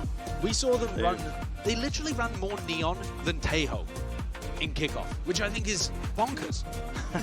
Almost every other region was going crazy with the Tejo. Almost every team that got here was going hard with the Tejo. But it's a symptom, I think, of the fact that they played their games earlier, right? You got to think. Yeah. They've had a lot of time to prep, like we said. I mean, potential double-edged sword. Do you want the momentum coming into the event? Do you want the extra prep time where you can trip up some of your opponents who might be prepping? Because honestly, a large portion of Team Liquid's game plan when they were in that finals versus Vitality came down to some very individual reads and tailoring their game plans around it, especially on Split, especially on Haven. They do like to counter-strat, changing one or two major elements to the way that they play. It's so difficult to anti the Chinese teams at this event. I think EDG have only played split once. It was at the beginning of the kickoff event. And they've changed up their composition, Yeah, so even if you did look at that game, it doesn't matter. You can see here from the POV, we're watching Kang Kang have a couple of issues with what's going on. He's the one that's suffering from mouse issues, but you wouldn't believe it looking at the flick on the Kiko earlier. Maybe the hospital flick. Transfer the pain to the mouse. Did he break the mouse? Destroying it? I don't know. I don't know what he's done over there. I mean, we're framing it as if it's his fault, but I heavily doubt that it is. You can see him examining the mouse. What's happened to it? What's going on? What's happened to it? Pick it to pieces. Live disassemble and reassemble the mouse. Okay. Well, we've changed out the peripherals. At this point, it's all about just rebooting, getting Kang Kang back into the fight. There's a lot of Chinese fans here. Listen, they were loud as well with the intros coming out. Yeah, for sure. I think a lot of people are loving the Chishu Nats bromance going on as well. Absolutely. Just the fact that you have a player who is so good. I mean, Chishu is so phenomenally talented, has won champs, something that his idol Nats has not been able to accomplish. But it's still that concept that we all are familiar with within esports, where you find somebody early on and you attach yourself to them and you're like, this guy is how I want to idolize later on. Right? Absolutely. Yeah, you study the tapes and of course you were studying the Nats tapes. If you were a Sentinel back when Chishu was getting into the game, there was nobody better. He was defining the role. Yeah. I mean, they were talking about it on the desk about Nats' lurk setups on Split. He's like, yeah, he was doing that eons ago. He was the one who came up with it. Now, if you look at Nats' setups once we get to the third map, if indeed we get to the third map, he's already changing stuff up too. Yeah, well, in the meantime, while we're waiting for this game to kick off again once more, we're going to send it down to the desk as well. Thank you very much, Saisho and Bren. I hope you guys are happy that Pansy is in the building. I can confirm I have seen her, and yeah, that is the only reason why we're here. But we spoke a little bit about how the rookies on the side of Team Liquid are going to be able to perform on the international stage. And Mimi, for Kiko, it doesn't even feel like this is his first time. Yeah, I mean, for context on this guy, he's never been in a global event before. He has the pressure of, you know, family being, he's half Thai. He's the only person with any real relation to Thailand here, and has obviously the fans behind him, but no pressure at all. He's absolutely fragging just these first few rounds on the stage. Yeah, before we even went here, I saw him in makeup, and I was like, hey, are you like nervous for today? He was like, no, I wouldn't say I'm nervous. I'm just excited. Like, I wanted to start, and definitely that is something that we saw on the game as well. I think that also the camo with the Yoru and the operator is having a lot of impact in the game. Well, the issue has been resolved. We can get back into game. Over to you, Bren and Saisho. Thank you very much. Feel sorry for the desk. Honestly, they had a bit of a run on to try and fill for us, and it wasn't even that long of a tech pause. Now, we're about to launch into the next round here, assuming that everything has been solved. So just to bring you back up to speed, the score's 4-4, you can already see that. But it's a tense economical situation here in Split. EDG, if they lose the round, are going to get their economy broken, and Team Liquid have actually opted to go for a half buy. They could have tried to salvage some kind of force together here, but it's only Nats who's decided to force a rifle full armor. So Team Liquid's job is to try to do as much damage as possible to the EDG economy, keep it honest. And they're going for that fight over towards mid, same as their pistol round setup. Where's that trade? I mean, Team Liquid, the discipline has been honed and refined over the course of their running kickoff. Not the same team for the opening games. Paddytech's going walkabouts over here as well. Chishu's super disciplined, holding a really, really passive spot. I think Chishu could even walk forwards a little here, because you know that early round they were fighting mid. This is the Team Liquid classic, isn't it? Eco round, pack mentality, try and group up and take these fights together with them. Still, it's that equivalent exchange when it comes to it, and Nats is just taking off heads. This was the forced rifle that Nats went for, down to only 100 credits, had to make something happen with it, and now they've got themselves into an advantage spot. Exactly. 2 rifles versus 2 rifles, and Patty's there just holding down A. It trips up even the best of teams. The timings that Team Liquid take and how proactive they are on the defense, you can see that EDG are set up to try to handle it. And a call made by Team Liquid as well to give up map control, so making sure that they hold really far back. I mean, the battle line's being drawn all the way. I'm not sure about this one, because if you allow Chishu to get into position where they can plant and pit, that is going to be tough. Oh, Nats. Will he spot the head? Silhouette's waiting. It's a fight taken out through spawn, and the crosshair placement is immaculate. I mean, that's a round where, I mean, they're barely investing in Team Liquid. They steal it away. Couldn't find a better round there, Team Liquid. They've completely crushed EDG's economy. That's going to be a heartbreaker. EDG have just come off the back of a technical timeout. They're like, all right, this is our chance to get the momentum back into the game. We've got ourselves an anti-eco, and once more these EDG anti-ecos trip them up. Even in their successful run at Champions, they were losing a lot of these. They have to do better if they want to be able to close out halves like this. He's on the other foot for EDG. They do have the knives to work with, though. Hongkong's going to be happy with that. See if he can make a go over towards Heaven. That's going to be Salvo's fault line. Everything going to be committed. Nats, you're in the danger zone, son. Plenty of targets, but he's going to be swarmed and overcome still. Bit of help maybe occurring. Paddy Tech is quick with it. Reinforcements have arrived. Mowing them all their way down, man. Mid-controlled. And it's chill, it's cool, it's easy if you're Team Liquid at this point. You're running away with a half. They certainly are. There's only a couple, I mean, it might not have been a bit chill there. Look at this situation as well. Kiko holding such a passive spot just with the shorty. Counters Kang, the star player with Bladestorm in hand. 2 rounds left in the half, and like you said, Team Liquid, they are poised to run away with things here. They're getting so close to big ultimates. Beautiful, good job. EDG holding outside B main, looking for an early round push. That isn't going to come. They caught Kamek every once in a while over here towards B, and he is in a really aggressive spot. He's got a recall star to try to get out. Hard reliance on his team to hold on to B Heaven control, but EDG are grouped up. Looking for a fight. Wait a second, they spotted it. Just a shoulder. Oh my. He goes back into the same... There's no way. Steps forwards. Wants to take the fight straight to them. What a challenge from Kamek! And it's 2 taken away. EDG, but a bite from the round. Removed just as easily as that. The spike dropped down at their feet. EDG left reeling. Another situation where Chichu could possibly get a pit down and maybe win things. He's going to pit at the same time as Smoggy plants. If there was anybody close, maybe that would be dangerous, but EDG have gotten away with it. Now can they win?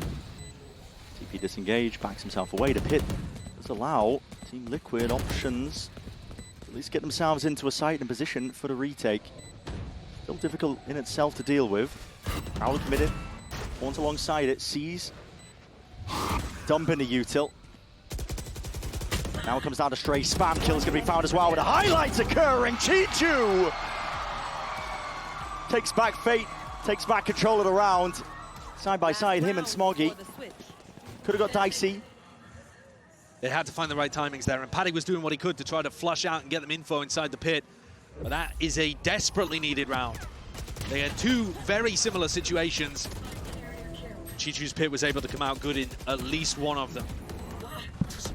One enemy remaining. Considering how important some of these rounds have been that went the way of Liquid, a 6-6 half here, I think, is a win for EDG. Even though you would normally expect Team Liquid's attack side to be better than their defense with this comp. Bring them down. Straight back into it. It's an outlaw in the hands of Camo. Yeah, he's pushing up. Yeah, 3 players with half armor. Meanwhile, mid-take by EDG. Bit of util with the salvos. Quick dash by Kong. It's going to be granted that space. Paddy's got a hell of a task. Have to be careful in this spot. Almost the 6th sense, I think, for the danger zone there, because he's already pushed his way back. EDG looking for a bit of a play. Kiko has ult. To be Heaven, and here's that ult comes into effect. As you were saying, Fuse is going to be burning down just the cinders, and he's forced to just pre-aim it off into the corner. EDG, an opening. Paddy falls. Still, that's a nade. It rebounds. Brings down nobody. Straight to his knees. Mad dash now and a scramble up towards the A site. Potentially, they're calling for a bit of a pause here. 45 seconds left. They can go for a pause, and Kankan might even realize that B Heaven is open. Camo! He's right there, ready and waiting, and a dimensional drift as well to escape if he chooses to use it. He's going to be able to get that information. 35 seconds. They're going big, Where but are you Kamek's going? there! Kamek's there! Straight into mid. He might be able to find this one. It's an easy target, potentially yet. That's a spike on down into mid. Meanwhile, Chichu up through the guts, trying to find it up through Heaven. This is chaos. This is anarchy. But EDG, they thrive in it. They were molded in it. They know that Kamek's here. And Kamek has got a lot to do as the playmaker. No way, man! Down to the 1v1 somehow. It's EDG up to 6. They bring it even. That is a ridiculously chaotic way to end the attack half from EDG. Kankan became the lurker there, finding space in B Heaven. Kamek had pushed out all the way through B main. But now we're going into Team Liquid's favoured half. I think they're still in a good position to win. Yeah, we'll find out, won't we, on the other side of this. Don't go anywhere. Plenty more action coming up. Had it with your old phone? We've got you. At Verizon, trade in any old phone for iPhone 16 Pro on us, on any plan. And get iPad and Apple Watch Series 10, all three on us. That's up to $2,000 in value, only on Verizon. Red Bull gives you wings.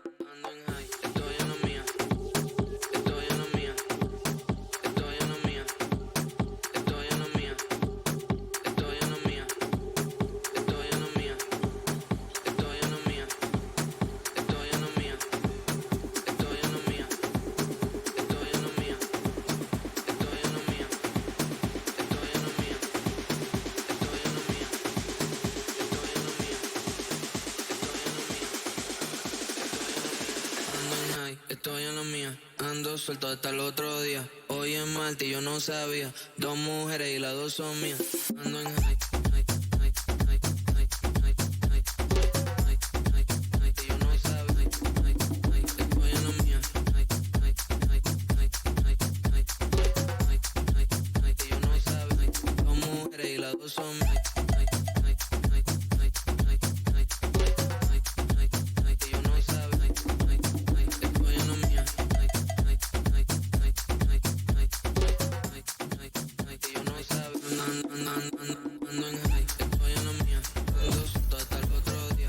Taking a look here at our opening map of Bangkok. Team Liquid versus EDG. It's split as the staging ground, and Joshua was suspecting and thinking that maybe this is where Team Liquid are going to really shine. Yeah, I think their composition is favoured here. They've got the double duelist set up for their attack side. They love doing a bunch of contacting stuff, which is good against the Breach Taeho comps anyway.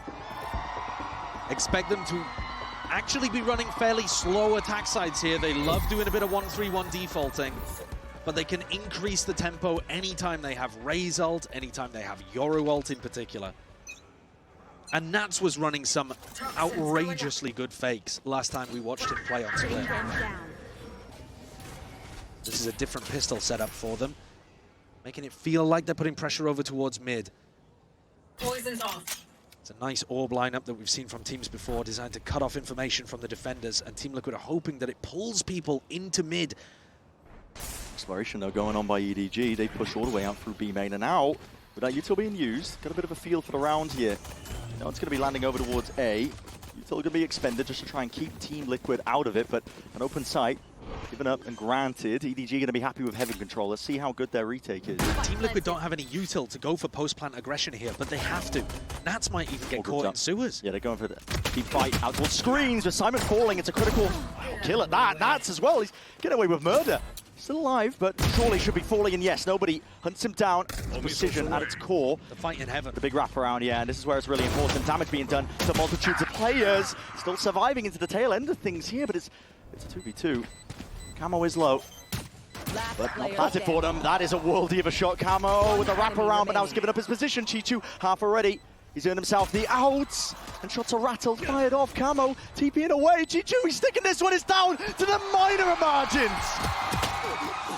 And my God, sails away into the sunset with that. It's a pistol round into the second half for EDG. So beautifully played there from Chishu. The shots he hit, the first half stick as well, realizing that Team Liquid weren't going to fully commit to getting him off it. And then, as soon as he hears the teleport away, reads Camo like a book. That is an amazing round to come out there from Chishu to get EDG into things again. I think they need everything they're going to get here on defense. Oh my God. Certainly are. We're right back into it.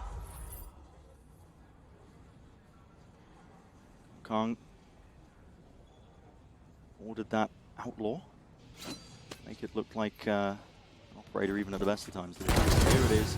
Attempt to try and push past that. Orb will be punished. So much decay damage going on there. Yeah. Chichu doesn't look like he suspects that there's that Camo tucked to the side, but Camo's also not really expecting it whatsoever. The lurk up, anticipated, so clean, flawless. Many ways to describe it. It looks easy for EDG in this round, but that's because Chishu was able to kill two instantly. once we start to get rifles up, and if the spam doesn't instantly kill onto Nats and Kiko, I think this orb from Nats is going to still find a lot of value. I think that we haven't yet seen EDG come up with a decent answer against this. Having said that, Nats not choosing to throw it this round by the look of things.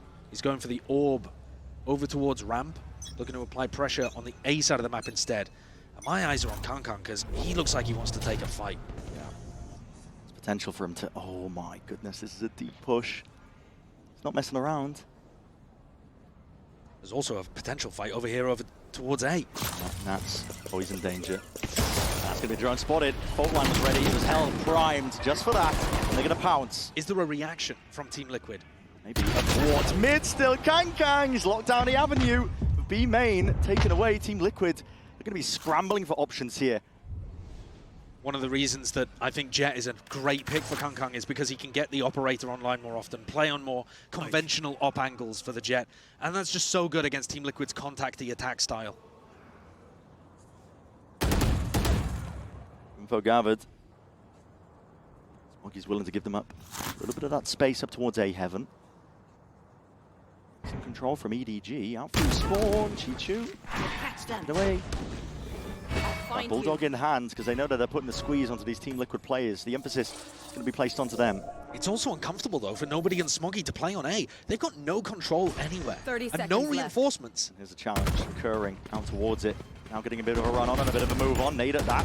Rebounding towards the back. Kiko finds it. Bulldog in hand. Nobody. Short work. Made of camo up towards heaven. Snappy. Snappy.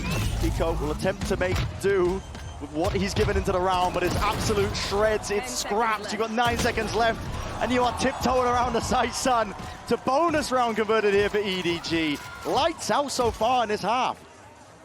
Yeah, they're looking so good. I mean, their game plan is working perfectly against Liquid. We know that Chishu has been watching the games, and listen, I'm sure a lot of the other players and coaches have as well in terms of prep here for Bangkok. But we didn't see as much of it in the first half. We definitely saw them play that slow control style, but it wasn't always coming up with the goods. Here, I mean, instantly in the bonus round, you're seeing the value. They found Nats, hunt him, get the pick, and then have the operator, or the outlaw in this situation, ready to collect over towards B main as well. At some point, maybe Liquid will figure out that EDG are actually giving them mid. They're not worried about holding on to mid control. If Liquid wanted, they could play really passive with Kamik and Nats and just be wandering around through mid, through vents, through B heaven. See if they explore that as well on their half by round, because that's what they're going to be coming into on the backside of this timeout. Obviously, whatever they're calling in the adjustments, use this as time to cement an idea into your head, find out where the setup is exactly. EDG are also going to be playing mind games of their own, to be honest, as well, because I'm looking at the bank that's been built up by them. They are flushed with cash, and there's always a threat of the operator at the back of your mind, but they're not going for it. There absolutely is. I think the more that they threaten the op in these kind of situations, the more difficult it's going to be for Team Liquid to run these slow-paced rounds. And they can't really increase the tempo until they have an ult to be able to work with. They can try, but it's not going to be as effective as if they have Dimensional Drift or the Showstopper. And those are still a round at least away. We're into it once more. This is the beginning of fast B take through main. No pushback, it's an orb given up. Just looking to get closer to those two ultimates I was talking about on Camo and Kiko. Camo already gets it for the next rifle round, no matter what. Hold in mid. There's danger here for both teams, to be honest. This looks like an adjustment for EDG, thinking that Team Liquid will recognize that mid is empty. They choose to fight it here. That means that they have to give up somewhere else, and you can see that Camo's working along with Nats and has got a lot of space over here on A. Going wandering. Not a normal pathing either. Guns out for Smoggy, but it's a little bit too late for that. Beautiful shot. Takes him out. Kamik's got to survive here. Oh boy. Okay, but now the spike. How is the spike going to cross? That's what I mean. They've got to try and create openings here. Chichu can definitely suffocate them out of the side. They want to try and get themselves in. Drops it down. Sees avoided narrowly at that. Still Nats. Okay, I mean, the snake bite does the job. 30 seconds left. Chichu into that uncomfortable position. This is going to be another eco round win for Liquid. 25 seconds left, though. They do have to get a move on. EDG are just struggling so much in these kind of situations. Plan down. Look at the positions. It's so difficult to retake this. You have no idea where Kiko is. And Camo at any point can go and get info with his ult. Too much to clear, but Simon and nobody. Well, util. I don't know how you use it. Setting out the salvos. To push players into unfortunate scenarios and positions potentially there with the aftershock in hand. Flash up and away. It's all dodged in time. That's too clean and a thrifty. The MasterCard's Thrifty once more coming through for Team Liquid. EDG have... There is a decent chance that we look back on this map, and rounds like this are the reason that EDG couldn't close it out. Yeah. The gap is only 2 here. They're not in a comfortable lead. They can't be allowing Liquid avenues back into the game in spots like this. They took a gamble, though. They took a gamble that Team Liquid would be fighting mid, and it didn't pay off. And it was a beautiful lurk in through A. Kang now goes for the operator. Still big options remaining for Team Liquid. Dimensional Drift was earned up just from prior. And Kang holds his nerve. That's not Durka. It's a trigger finger, yet still slams the shot. And you're right, it's not Durka. No fakes occurring just yet, but we'll have to respect it with a Dimensional Drift. The hands of Camo clears his way. The site is paved to that plant. Kiko going to be earning himself to that now. He's one step closer to the showstopper. If he gets himself a kill, retake is going to be incredibly difficult. Camo going walkabouts up towards stairs. You just don't expect it, but these awkward timings is where Team Liquid thrive. EDG going to try and pick up the pieces now and forge something better out of the round into the middle of it, but there's smokes in their face up towards heaven, and Camo still causing all sorts of difficulty. He hears it, the rumble, the footsteps! My God, man! He's ripping them to pieces, and Kang, knives in hands. You have to do more than slice and dice. You need a bloody miracle, but maybe he's the man for the job. Could potentially do it. Time ticking, though, getting away from him, and Camo knows it. Play to the win cons, doesn't even give him the fair fight, and doesn't even let him save the operator. Kang's a miracle worker, but that was one step too far. Team Liquid, what a beautiful piece of post-plant aggression there. Working a 4v5 round, and Camo, they knew that he was in heaven, but because he's playing Yoru, they thought he'd reposition. And that's kind of just passive value that you're getting from running a Yoru in your composition. Camo's somewhere in B heaven, he gets a pick, and they don't fully clear through stairs, through B heaven, and then he ends up getting another 2 on the backstab. 2 rounds in a row now have just tossed this away from being in EDG's control. And this is nobody's going to try and make a go of that one, but again, doubled up. The weaker buy of EDG, so they're going to take risks. And okay, Chichu, beacon, orb up. Doesn't choose to evacuate.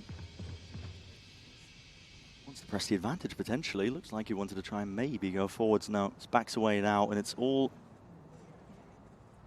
quiet by Team Liquid. Slow and steady. It's the game plan, and has been essentially almost their entire run in kickoff. Yeah, and look at what they've done again. They found the same lurk timing here, where they get 2 players. Instead of going and following the Viper wall up ramp, they're making an adjustment for this match where they take the lurk into the site. They're recognizing that EDG are not running a hard anchor. There's no, Cypher or whatever that's anchoring over here towards elbow. Yeah, he is very alone going for this play. You are divided! With the plan going down, Cosmic Divide in their face. He could do a lot from the spot, but he's got to deal and contest with these players off into the flank, and Kiko's just so hard to root out this guy. Ingrains himself towards main as well. He's going to be that backup policy with the ultimate in the back of his hands, but there's bodies and backs facing towards him. Kang up and around, and still flicking, but Kiko, man! What is that? An explosive opening. Kang with 3, down to that 1v1, and still, again, the time's going to be ticking and potentially getting away from him. He needs to find a player with Kamek. This man, he's a thief in the night. Can't use that yet. Can't get a handle on him. Another one of those situations that looks so winnable for EDG, and yet Team Liquid come through in the clutch. In both of those spots, though, Liquid have had the advantage in the 1v1. It hasn't been clean. I mean, previous round, it was a 3v1 situation for Liquid, too. Kiko played this situation masterfully. Such a passive spot, and then comes back in with the showstopper, crushing this retake attempt. But now EDG have rifles in hand. Now we'll see what they're capable of doing. And they need to hold out against an A push that's currently coming through. Team Liquid going for their ramp take. Standard stuff, because they've been watching the boards. Into the corner, that's going to be a clone. And still Satchel plays, straight into the fray. Kang and Camo. You can't quite dismiss this guy, not so easily. That's an... Oh, here comes the retake. Wait so a second. fast. Yeah, that's a flash. Go trying to flood attempt in here as they're trying to plant up for heaven. That's a pit. Lay it down, it makes it a bit more awkward. And Chichu, instinctual plays. Highlights will not help you there, Nats. The pit falls. It is planted for heaven. But Kamek in a 1v3 to tap, trying to root Kamek out. Smoke covering most of the fire, tapping away, but he needs a rifle spray to just go his way, and it's not going to happen. On round 19, EDG narrowly take the lead. Two amazing adjustments there from EDG. One, they realized that Team Liquid were doing that lurk through the Viper wall into A. So they run two people hard anchoring the A site. Now, that's a good adjustment, but it doesn't work. They still lose the A site to this teleport from Camo, but the other adjustment was going for a fast retake. Instead of allowing Team Liquid to get set up for aggressive post-plant ideas, get the retake going immediately. They barely allowed the plant to go down. The pace increase, sometimes it's what you need. The money hasn't been stable this entire match for either team, by the way. Liquid are back down to another eco. It's toppled right down. Oh my god, Camo's just been spotted. Pinged out. Salmon away. Salmon's got to be careful of this particular spot here. I mean, it was called out by his teammate, yet still Camo gets the kill. How was he handling this? How was he doing this? That's rough. He should be stepping back in that spot. TP forwards. This is so damn fast. This is so damn fast. And no one's expecting Chichu, man. Caution to the wind at this point. Both of these teams are taking chunks out of each other. It's going to be so difficult for Team Liquid to get this spike back. They don't have, you know, an ult for Camo, for example, that would make this much more doable. Go and walk in. Camo's found Kang. It's the contact plays. Camo just finds the right timing and wins the duel whenever he walks into someone. It's added just so many absurdities into the rounds. Nobody finding Kamek. Camo up onto the ropes, but decapitated. 9-11. And finally, EDG able to come out with the win in an anti-eco. And that one, it looked dangerous again. It looked like over the place, man. It certainly had chances for Team Liquid to throw as another thrifty. They're hunting for Nats now, over towards the A lurk too. They know that they've been taking faster timings on A. Team Liquid are going for attack time out here. They want to adjust something. Because even though the gap is still really small between these two teams, the score 9-11. EDG are only 2 away from being able to take Liquid's map pick. And that would be a disaster. Because even though the whole series has got good maps for Liquid, or at least playable maps for Liquid, Pearl, which isn't a good map for Liquid, is also not that great for EDG, I would argue. Yeah, you don't really want to... But you don't want to... your opening game to a potential coin flip if you go down on that first map. No, no way. Awkward. I mean, Team Liquid are most happy here on Split and Bind, map 1, map 3. So, losing early is very rough. The big thing that Team Liquid are struggling with right now is that tempo increase. I mean, EDG have just been chucking bodies at them. Yeah, I agree. I think the faster retake kind of style and the decision to brawl wherever you find Team Liquid, wherever you first take contact. And also, EDG are taking contact earlier. They're not sitting passive, they're not sitting back. They're actually looking for the fight on early angles. And talk about a player who's going to be looking for some early angle fighting. It's Kang with the operator coming back out. Chishu's dropped in that one over. He's going over the B main, which is, broadly speaking, where he's been playing the op in this game. Team Liquid going to be forced in passive positions, at least at the beginning of these rounds. Yeah, I think because they're worried about a set play coming out from the Armageddon. They think that there's going to be some kind of big crunch here with the Armageddon from nobody. Yeah, with the fault line. Tejo, nightmare to deal with. Similar take. Kang was ready for the jump spot last time. We'll see if he can do it once more. Star recalled, players spotted, but that dash is going to be fading. There's no way you're committing. Flash connects. The barrel poking out. Will he be betrayed by it? kind of targets is he working with here? TP into the back of the side. My God, this is all over the place. What is going on? What is going on, man? Kanga's not ready for it whatsoever. I mean, Camo was on an island. Oh, Camo also didn't realize that the operator was pushed up that close until he took the shot. There was a prowler that left everything out there. Nats hunted, taken down. They've been good at removing this A-lurk, but the retake can't come through as quickly as in previous rounds. So now another opportunity for Kiko to go walkabouts in the post plant. Yeah, okay. The time has been ticking as well. This plant was down. Rapid at that. Kiko is a whole line missing. Still Simon's there with a trade. Crouched up in place. Needs to do a bit more. Heaven no, not watched for. And Paddy, he's perfect onto these angles. Once more, Camo. Just absolutely dropping these EDG players, dismissing them, scattering them to the wind. And just as we've been seeing this whole half so far, the adjustment that EDG made of fighting early angles and then getting fast retakes, if they'd been able to do that this round, maybe they would have had more of a chance. But this ended up regressing. They couldn't get the value out of Kankang's operator. Enemy remaining. And they were also slower to deal with Nats, so they weren't there on the retake. Oh, babe. Sorry. Have you had enough of these anti-eco rounds? Because here comes another. The economy's broken here for EDG. The same game plan. They're pitting off the rip? Into B when you don't have weaponry. At the very beginning of the round. It's interesting. That is a heavy investment instead of using it in round 23 or round 24 to try the closeout. Hoping that they push Team Liquid through mid towards A, where a lot of the bodies are stacked up from EDG. But the weaponry is terrible. Yeah. Haunt, fake TP. There's a massive trap here. Oh boy. Yeah, there's tension in the air here. Kankang, what an adjustment! No mouse problems now. Nope. Swiftly deals with that one. Fault line's gonna be Howard Simon. Your body's sticking out, man. Oh my goodness, almost punished for it. Plays to be made. Team Liquid are going to be fast onto this one here, but that's going to be Rolling Thunder, committed, TP, evacuation, Salvo at that, but Camo, he's deep into their spawn as players, and kills occurring all over the bloody place. That's a crazy play from Camo. He's left it down to nobody, with no hope in hell. Camo teleported forwards through the breach ultimate and got a triple kill, delivering disaster to EDG, who committed multiple ultimates to this round. Goodbye Viper's Pit, goodbye Rolling Thunder, and you're about to be going into a rifle round. I mean, what is the decision there? Nightmare scenario for EDG. As you said, you're going into the rifle round, you don't have the odds to work with.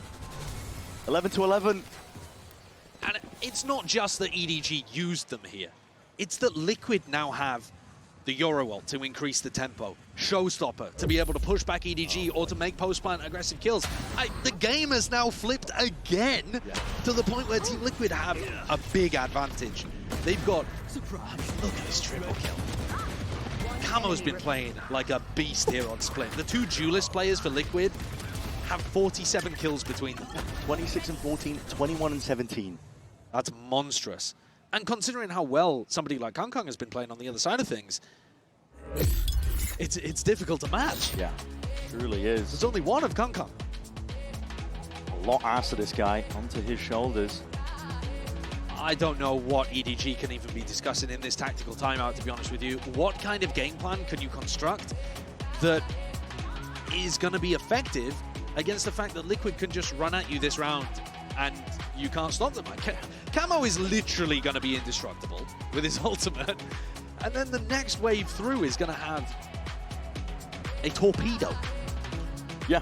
That's tough. It's tough, man. This comp is going to be rapid without on their attack side. I think EDG, if they wanted a game plan for this round, would be operator on one side of the map and triple or quad push through mid. So at least you have flank retakes going on. Wondering if... The problem with that, though, is that Team Liquid have been so aggressive in the post. So even if you flank against them, they're going to be pushing out a different area of the map.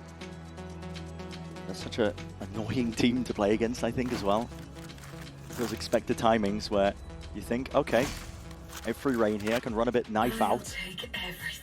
Team Liquid have a player in your face. All in though over towards A. No lurk wall in sight. Kind of spells it out openly. EDG, if they're going to try and take this one, but Kankang forced to reveal his hand. On top of that with a dash. Push back and away. Kama looked like he wanted to go aggressive there, but he has to go back, plant the spike first. On sight. other than Camo. Liquid trying to make a go of things. This is going to be a showstopper. Committed, just spotting that player out, Chichu. No more.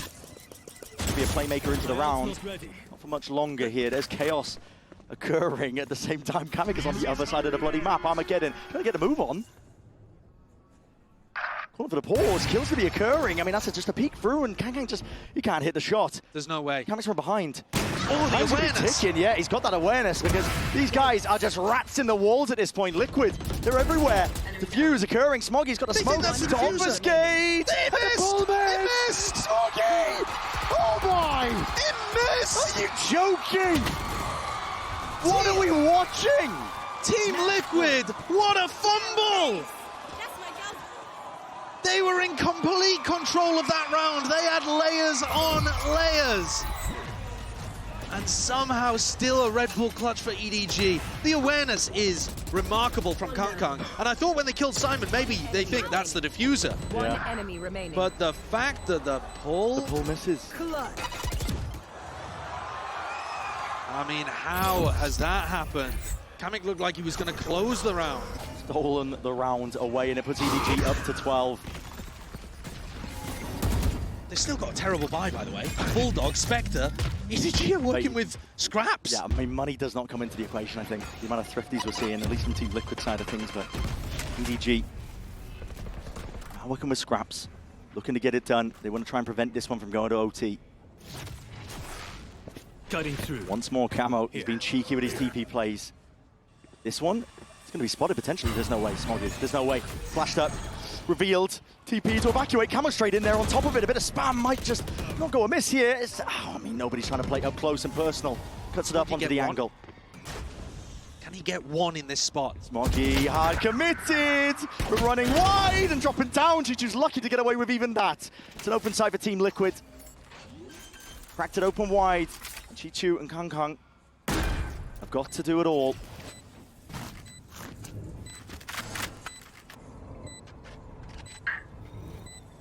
Dash still available here for Kang. Not even choosing to proc it. This guy walking. Oh, but he's missed it. Oh, no way. He's just missed the corner. Trade there. It's instantaneous. But Chichu's only on 8 health, man.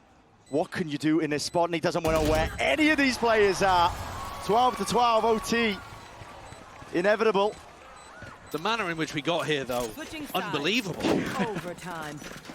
Economy finally stabilizes for both teams as they're granted the loan of 5,000 to begin in OT. But this was so back and forth the entire time. There was no moment where a team was stable. That's a ridiculous kill from nobody to open things up. But Liquid, on the round where they have the massive ult advantage, they somehow fumble it. And then on the round where they just had to go for a B pop, they get it done. Fundamentally, Team Liquid are just playing so damn good. Players in position to trade themselves out, but as you mentioned, the money not going to be a factor at this point. This is the same pistol round setup that we saw from Team Liquid. They did run it with rifles at one point in the half as well. Quad fight over mid, teleport to help Paditech if it does come over towards A, play B, full retake. Thrown off the guard onto the A site. Kang attack side operator. Now we avoided a prowler, but still hits the flick. There's a trade in sight though as Paddy turns the favor. That was so sneaky from Nats. Looking his way right into there, still into the site. These players are going to try and push this one back. EDG. Look at him looking for the lurk. Into the corner, yeah. Team Liquid are so heavy looking for the lurk. So convinced, I think, that it's even occurring as well. But EDG's post plant's not the best. No players playing towards main or even off site. You've got to try and carve out the path to success here and now. Out to the side and wide as Chichu picks up that two-piece once more. And Smoggy for the reposition. Kills flooding in. Up to 13. A one-round difference and match point again for EDG. Not that it's been doing these teams much good. But this might be where we see the experience difference between these two squads. I think we just heard, right before this round went live, there's a segment from the Team Liquid comms where they were saying we should have won this game already.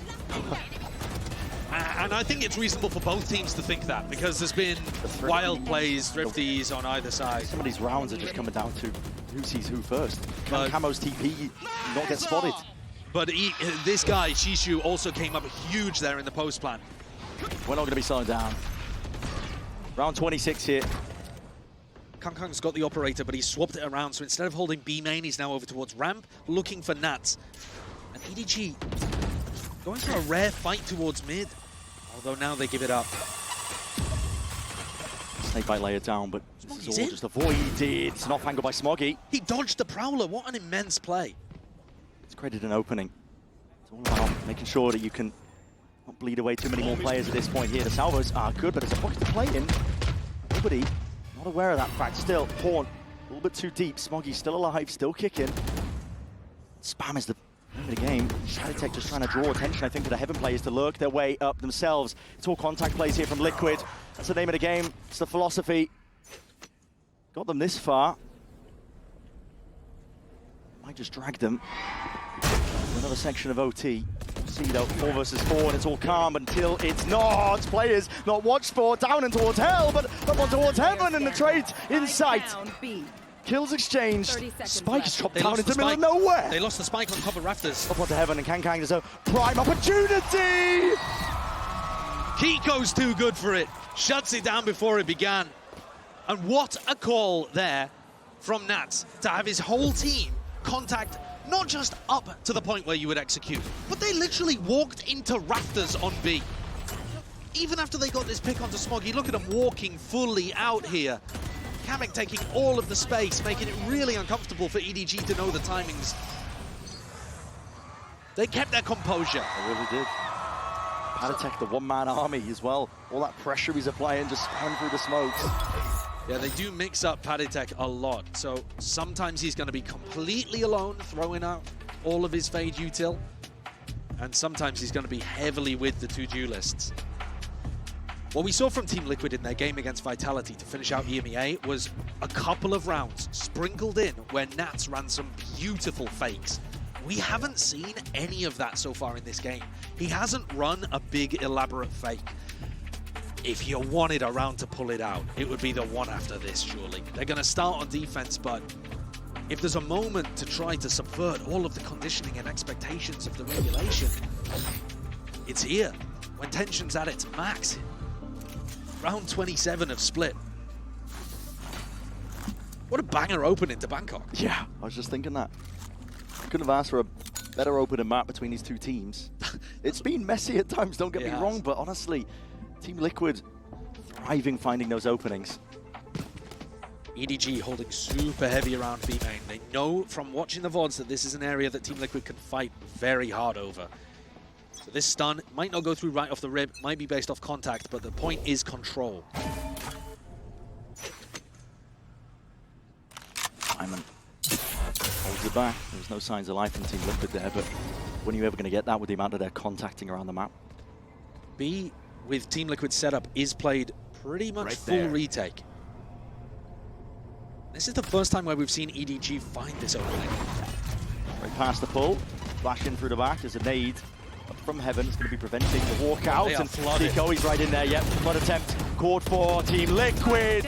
They sense it, they smell it. There's blood in the water, and as these players line up, the damage is done and more. Nobody makes a good go of it. Two brought down, but eventually he will fall. And this is Liquid now with the lead. That is disgusting. I thought, EDG thought they would be able to get the site there. There's nobody home. Yeah, Team Liquid make the bold decision to just jump out into sight. Flashes, double duelists, getting through the smokes, entering on the retake, flooded in through heaven. A beautiful round to put Team Liquid one away from winning on their map pick. There's that tension in the air here. Just getting started with Bangkok, but the timeout taken by EDG. I could be wrong, but I think this is the first map point that Liquid have had as well. I think EDG so got to 12-11 until it was tied up. Yeah. So this is, like I'm saying, this is Nat's opportunity right here, man. EDG are taking a timeout. They're trying to figure out what to do on their defense side. You could hit them with a crazy play. We know he's capable of it. In fact, when I was listening to the press conference, Padatech was even saying that he thinks Chishu is on track to become the greatest IGL. Now that is unbelievably high praise and a scalding hot take, I think, as well. But judging from what they've done in their lower bracket run in EMEA and some of the stuff you're now seeing them do, at least early days here in Bangkok, maybe there's a chance that he's onto something. But have faith in your teammates. Camo's dropped 30, by the way, as Kang hasn't quite been able to keep up with either of the duelists now over on Liquid. Their fears absurd. betrayed them.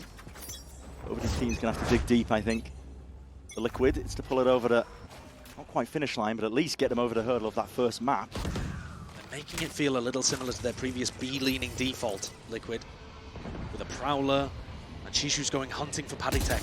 Walking around here, oh my. Dash has to be expended just to try and get the hell out of there. Kills. Found at least. How the hell has Chichu got his way through there? Yeah, he just walked through the smoke. He's found that timing indeed. Gang! What's that? Here he is. He's gone time for to show another. up and try to shut them up. Finding a multitude of kills. There might be more where that came from, but the counter spam goes both ways, son. Nats sends it flying straight back. Head spotted. Simon giving a slight haircut straight through the box there, but with Nats as low as he is. 2 versus 3. Limited in terms of chances, but you never know. Flash forwards, Kiko still working, contacting another flash as well, and a peek forwards almost with a reset of the aim. Chichu is their guiding light in that round. Chishu and Kang will not allow it. 14-14 again, and Chishu gets up to 30 himself. I was just talking about the fact that Kang hadn't quite kept up. I mean, look at this play. They know from the VOD footage that Paddy Tech loves going on that kind of lurk. He'll throw a Prowler in mid and then walk up really deep, tuck behind the box. We've seen him do it a lot in EMEA. And Chishu, he's been watching. He's seen these games before. Kang is going to pull out an attack side operator to try to push them onto another map point. And they're doing a slow crawl up to A. Spotting the corner, they know that Paddy plays perched up onto heaven. It's a beautiful one at that. Pretty blocked by the drone, but I don't think they're going to be too worried about it. It's open access. An easy access at that, and that's what is his timing. You're seeking to take. It's a flash and a flood. An attempt at a play, but EDG are 1 step ahead. Players to the game plan. Kiko not slowing down though. Kamek out wide onto heaven once more. He's looking for bodies. He's hoping that EDG will just open themselves up. Kiko sailing sky high. Brought down like a clay pigeon. It's EDG now up to match, or at least map point. It feels like we've played almost a full match here, doesn't it? I know. Round 30. Another opportunity for EDG. I think the read here is remarkably good for them. Ever since they took that time out and got an opportunity to talk to the coaches, EDG have been making really nice reads and hitting really good shots. Kang's going to pull out the operator again. He's been opping towards B main in every one of these rounds apart from one. And he goes over here once more. See it. The spike, though, is on the A lurkers, and Nats hasn't even committed his wall yet. This is super weird. Paddy holding, lucky to be alive. There's damage done through the wall, but Chichu dropped down into mid. Nobody! Was that spam? That is that? spam or something, I'm not too sure. Is that because Nats didn't commit his wall? And that's a spike drop down into the laps of these EDG players. This is it, surely. Hard to fumble from this point, but Team Liquid will look to dig deep. And again, back to old reliable, walking around, casual jaunts around the map, contact plays, creeping and crawling. Simon's watching.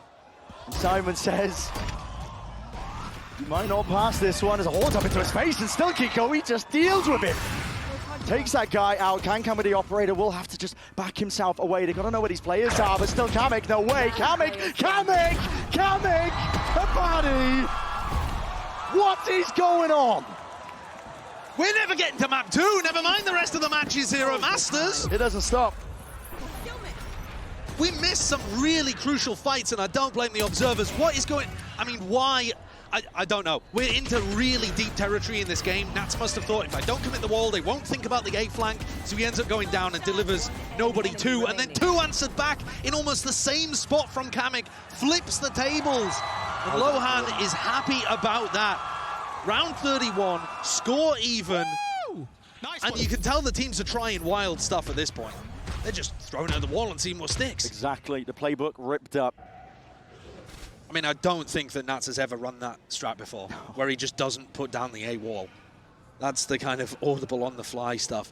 And EDG, they turn the pace down. Taste of their own medicine here for Team Liquid. Going up through mid, a bit of presence shown for that one here. Team Liquid have given up a lot of space over towards the map. Gate crash being thrown from Camo. This one's his second. Did not land where he wanted it to. That's not going to allow him the safety. Team Liquid are offering up full mid control. No one holding to contest A ramp as well when that wall goes up, so there's a lot of unknowns for Team Liquid right now. They had a hard read that this was going to be B. They stacked 3 players on B for the defense, and they also had Camo's gate crash over there at the start. So, and honestly, the read is good. I mean, look at it. They got players in position. But a sour end to the round here for EDG, and that's a dash active, and that's going to be the go button. Signet, Kankan moves forward, steps forward, Kiko dropped, and this guy has been a thorn into their sides, and that's taken care of. At this point, we've seen some miracle rounds from Team Liquid, but I think it's a hard ask for Camo and Paditech. Still going to make a go of it. You have to at the end of the day. Paddy. One enemy remains. His way around, though, but that's a bullet to the side of the head. And he's dropped dead. Chichu. Cold with it. Up to 16 for EDG. At some point here, if EDG have this many map points, they've got to convert on one of them. The entry from Smoggy is great. And even though Team Liquid had people stacked here, had the right read, they didn't, I think, expect that lurk to be coming through, or not lurk, but the other side of the pinch. You know, from Team Liquid's perspective, I think they thought that was a B pop, and they weren't ready for the people up in B heaven. Kong is going to go for an operator. He changed his mind there with only 3 seconds left in the round. This is all over the place. They want to brawl in mid and close things out. Prowler. It's going to be broken. Rifle spam. They're hoping. Team Liquid are hoping that EDG walk down mid right now. Off the A ramp pressure. Moving up towards ramp though. Kang. Hold up. Plays in his face and a shorty at that. My God, Camo just turned him into mincemeat down towards the vents and a peek out wide. Chichu, if you got a little bit more, maybe, potentially. Can't quite get the third, but Smoggy by his side. Nats slices and cuts him up, and Simon, there was damage done. Weak as anything, Swift Breeze will bring him down, but a bullet does the job nevertheless. This is down to 2. Team Liquid, not to be denied, to drag it out just that bit much further. So difficult for nobody. He has utterly no idea where these Team Liquid players are. They could be in any part of the map right now, apart from where he's recently cleared. Could he find a possible timing? Maybe if he'd continued through vents, but it's looking unlikely now. Nobody was an absolute star for EDG in the grand finals of China. He took that game and he decided to win it for them. If he could pull out a 1v2 here to take split, at this point it looks like it's going to take an enormous play, a miracle from one of the teams to put the other to bed. And it's Kamik and Nat's job to hold on. Yeah, I mean, listen, I know Pearl's an unfavorable map for both teams, but neither of them wants to play it at this point. They decided not to give the plant to Nats there, who would have had Pit. I think that goes to show, I think, that getting a bit flustered. Well, at the same time, you don't want to get timinged by nobody. The chances of nobody winning a 1v2 in this spot, it arguably might even go up if there's a Pit. Gives him ins and possibilities to get himself into the fight. That's bullets rattled and away. Back behind screens, and nobody does need a miracle at this point. Stun, rattled and away, 1 kill found. Needs that second one, but he's really just going to be guessing. Nats holds it down, out towards elbow, 16-16. Neither team wants to give this up. An utterly ridiculous beginning to this tournament, and an utterly ridiculous beginning to this round as well. A really nice macro idea called from Nats, and Camo flies into the face of Kong to take him down at the beginning of the round. At some point here, Kong might start giving up on the operator, because while it's theoretically really good idea against what Team Liquid are doing, it's kind of making him less able to carry and win the rounds, I would say. Whereas maybe he might just be able to go walkabouts as Paddy and Camo are doing. The walkabouts is going to be that refight attempt. Pushing Chichu back. So respect this one, and look at that TP all the way back over towards B. This is the way that Team Liquid love their early rounds to go. A little piece of aggression and try to force you into the stack. Here, there's a 4-player stack on B if EDG try to react. But they're not taking the bait. Flash forwards in a drone, clears his way on cooldown. Into vents. Kong, no intention though of holding and taking that space. It's just a threat of it, but Team Liquid are giving this one up anyway. Remember last time, even despite Team Liquid having a stack on B, EDG came up with the goods because they forgot about B Heaven. Nats was so focused on the pop coming out through B main, they didn't think of Heaven, and Kong is that lurker that could backstab. Oh, this is going to get messy. What an entry! My God! Nobody somehow finds that one. This is going to be it. Salvo's in the fault line. Cuts it up. Dissects the site. Chances and opportunities, but Nats is still alive. But with the paranoia in your face, how much longer will you be kicking? They can't remove this guy. It's a thorn in their side and more. It's buying time and space for his team to get back in. Util expended. Out through the smokes. The feed is filled in red, and we missed all of it. No shade to the observers, man. This is a mess. It's the same strategy, roughly speaking, though, called again from nobody. It's working beautifully. It's a disguised B split. You make it feel like everybody's popping through B main, and you send somebody on the backstab, or send two people up through mid. This time it was Kong coming through Heaven that sealed the round up. But all of the brawling that happened on site, nobody coming alive. Chishu, he's been phenomenal for them. 35 kills, now the kill leader. And we're in with EDG at another map point. I'd love to break some records for our opening game. I mean, how many have they had at this point? I've lost track. Ridiculous, man. It's just absurd. And there's already flashes into the face of Kang. Push back, forced to respect the Chichu sees, that connects, into the corner, needs some help, needs some bailout, Camo, instant with the trade. Chichu lucky just to get the one, putting a squeeze now onto him, Kang's hot on the heels, and he does eat him up. Camo not long for the world, not long for the round, EDG. Is this it? Could this be the impetus? Just spotting, barest of heads, Simon whips it around, and it leaves it all down to Kamek. That kill there has got to be the death blow. Simon having the awareness to swing round and take down the star of Team Liquid. He doesn't even get the plant, Kamek. Boy. He misses another 4 seconds. And the ambush is going to start to close in here. He has got to come up with a miracle. Anchor smoke opted in for. Recovering it. Just try and push them back. 1 star left remaining, and he needs to isolate these fights and more, but EDG are not going to give him those openings. There's discipline at its core, paranoia flushing him out wide. He's lucky that he didn't fall in the first time. Kang finally puts an end to it and puts him to rest and puts the map under their belt. Split goes their way with an 18-16 finish. Couldn't ask from an audience's perspective for a better game to open.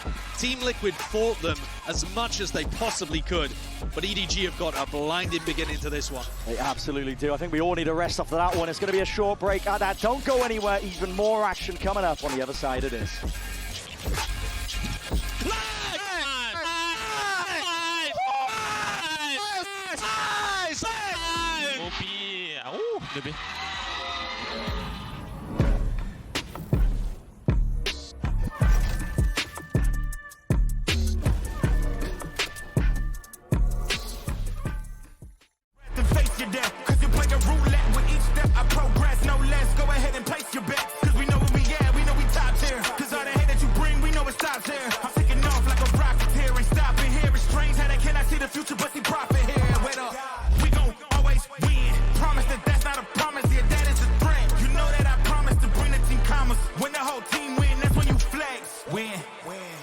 Do it again.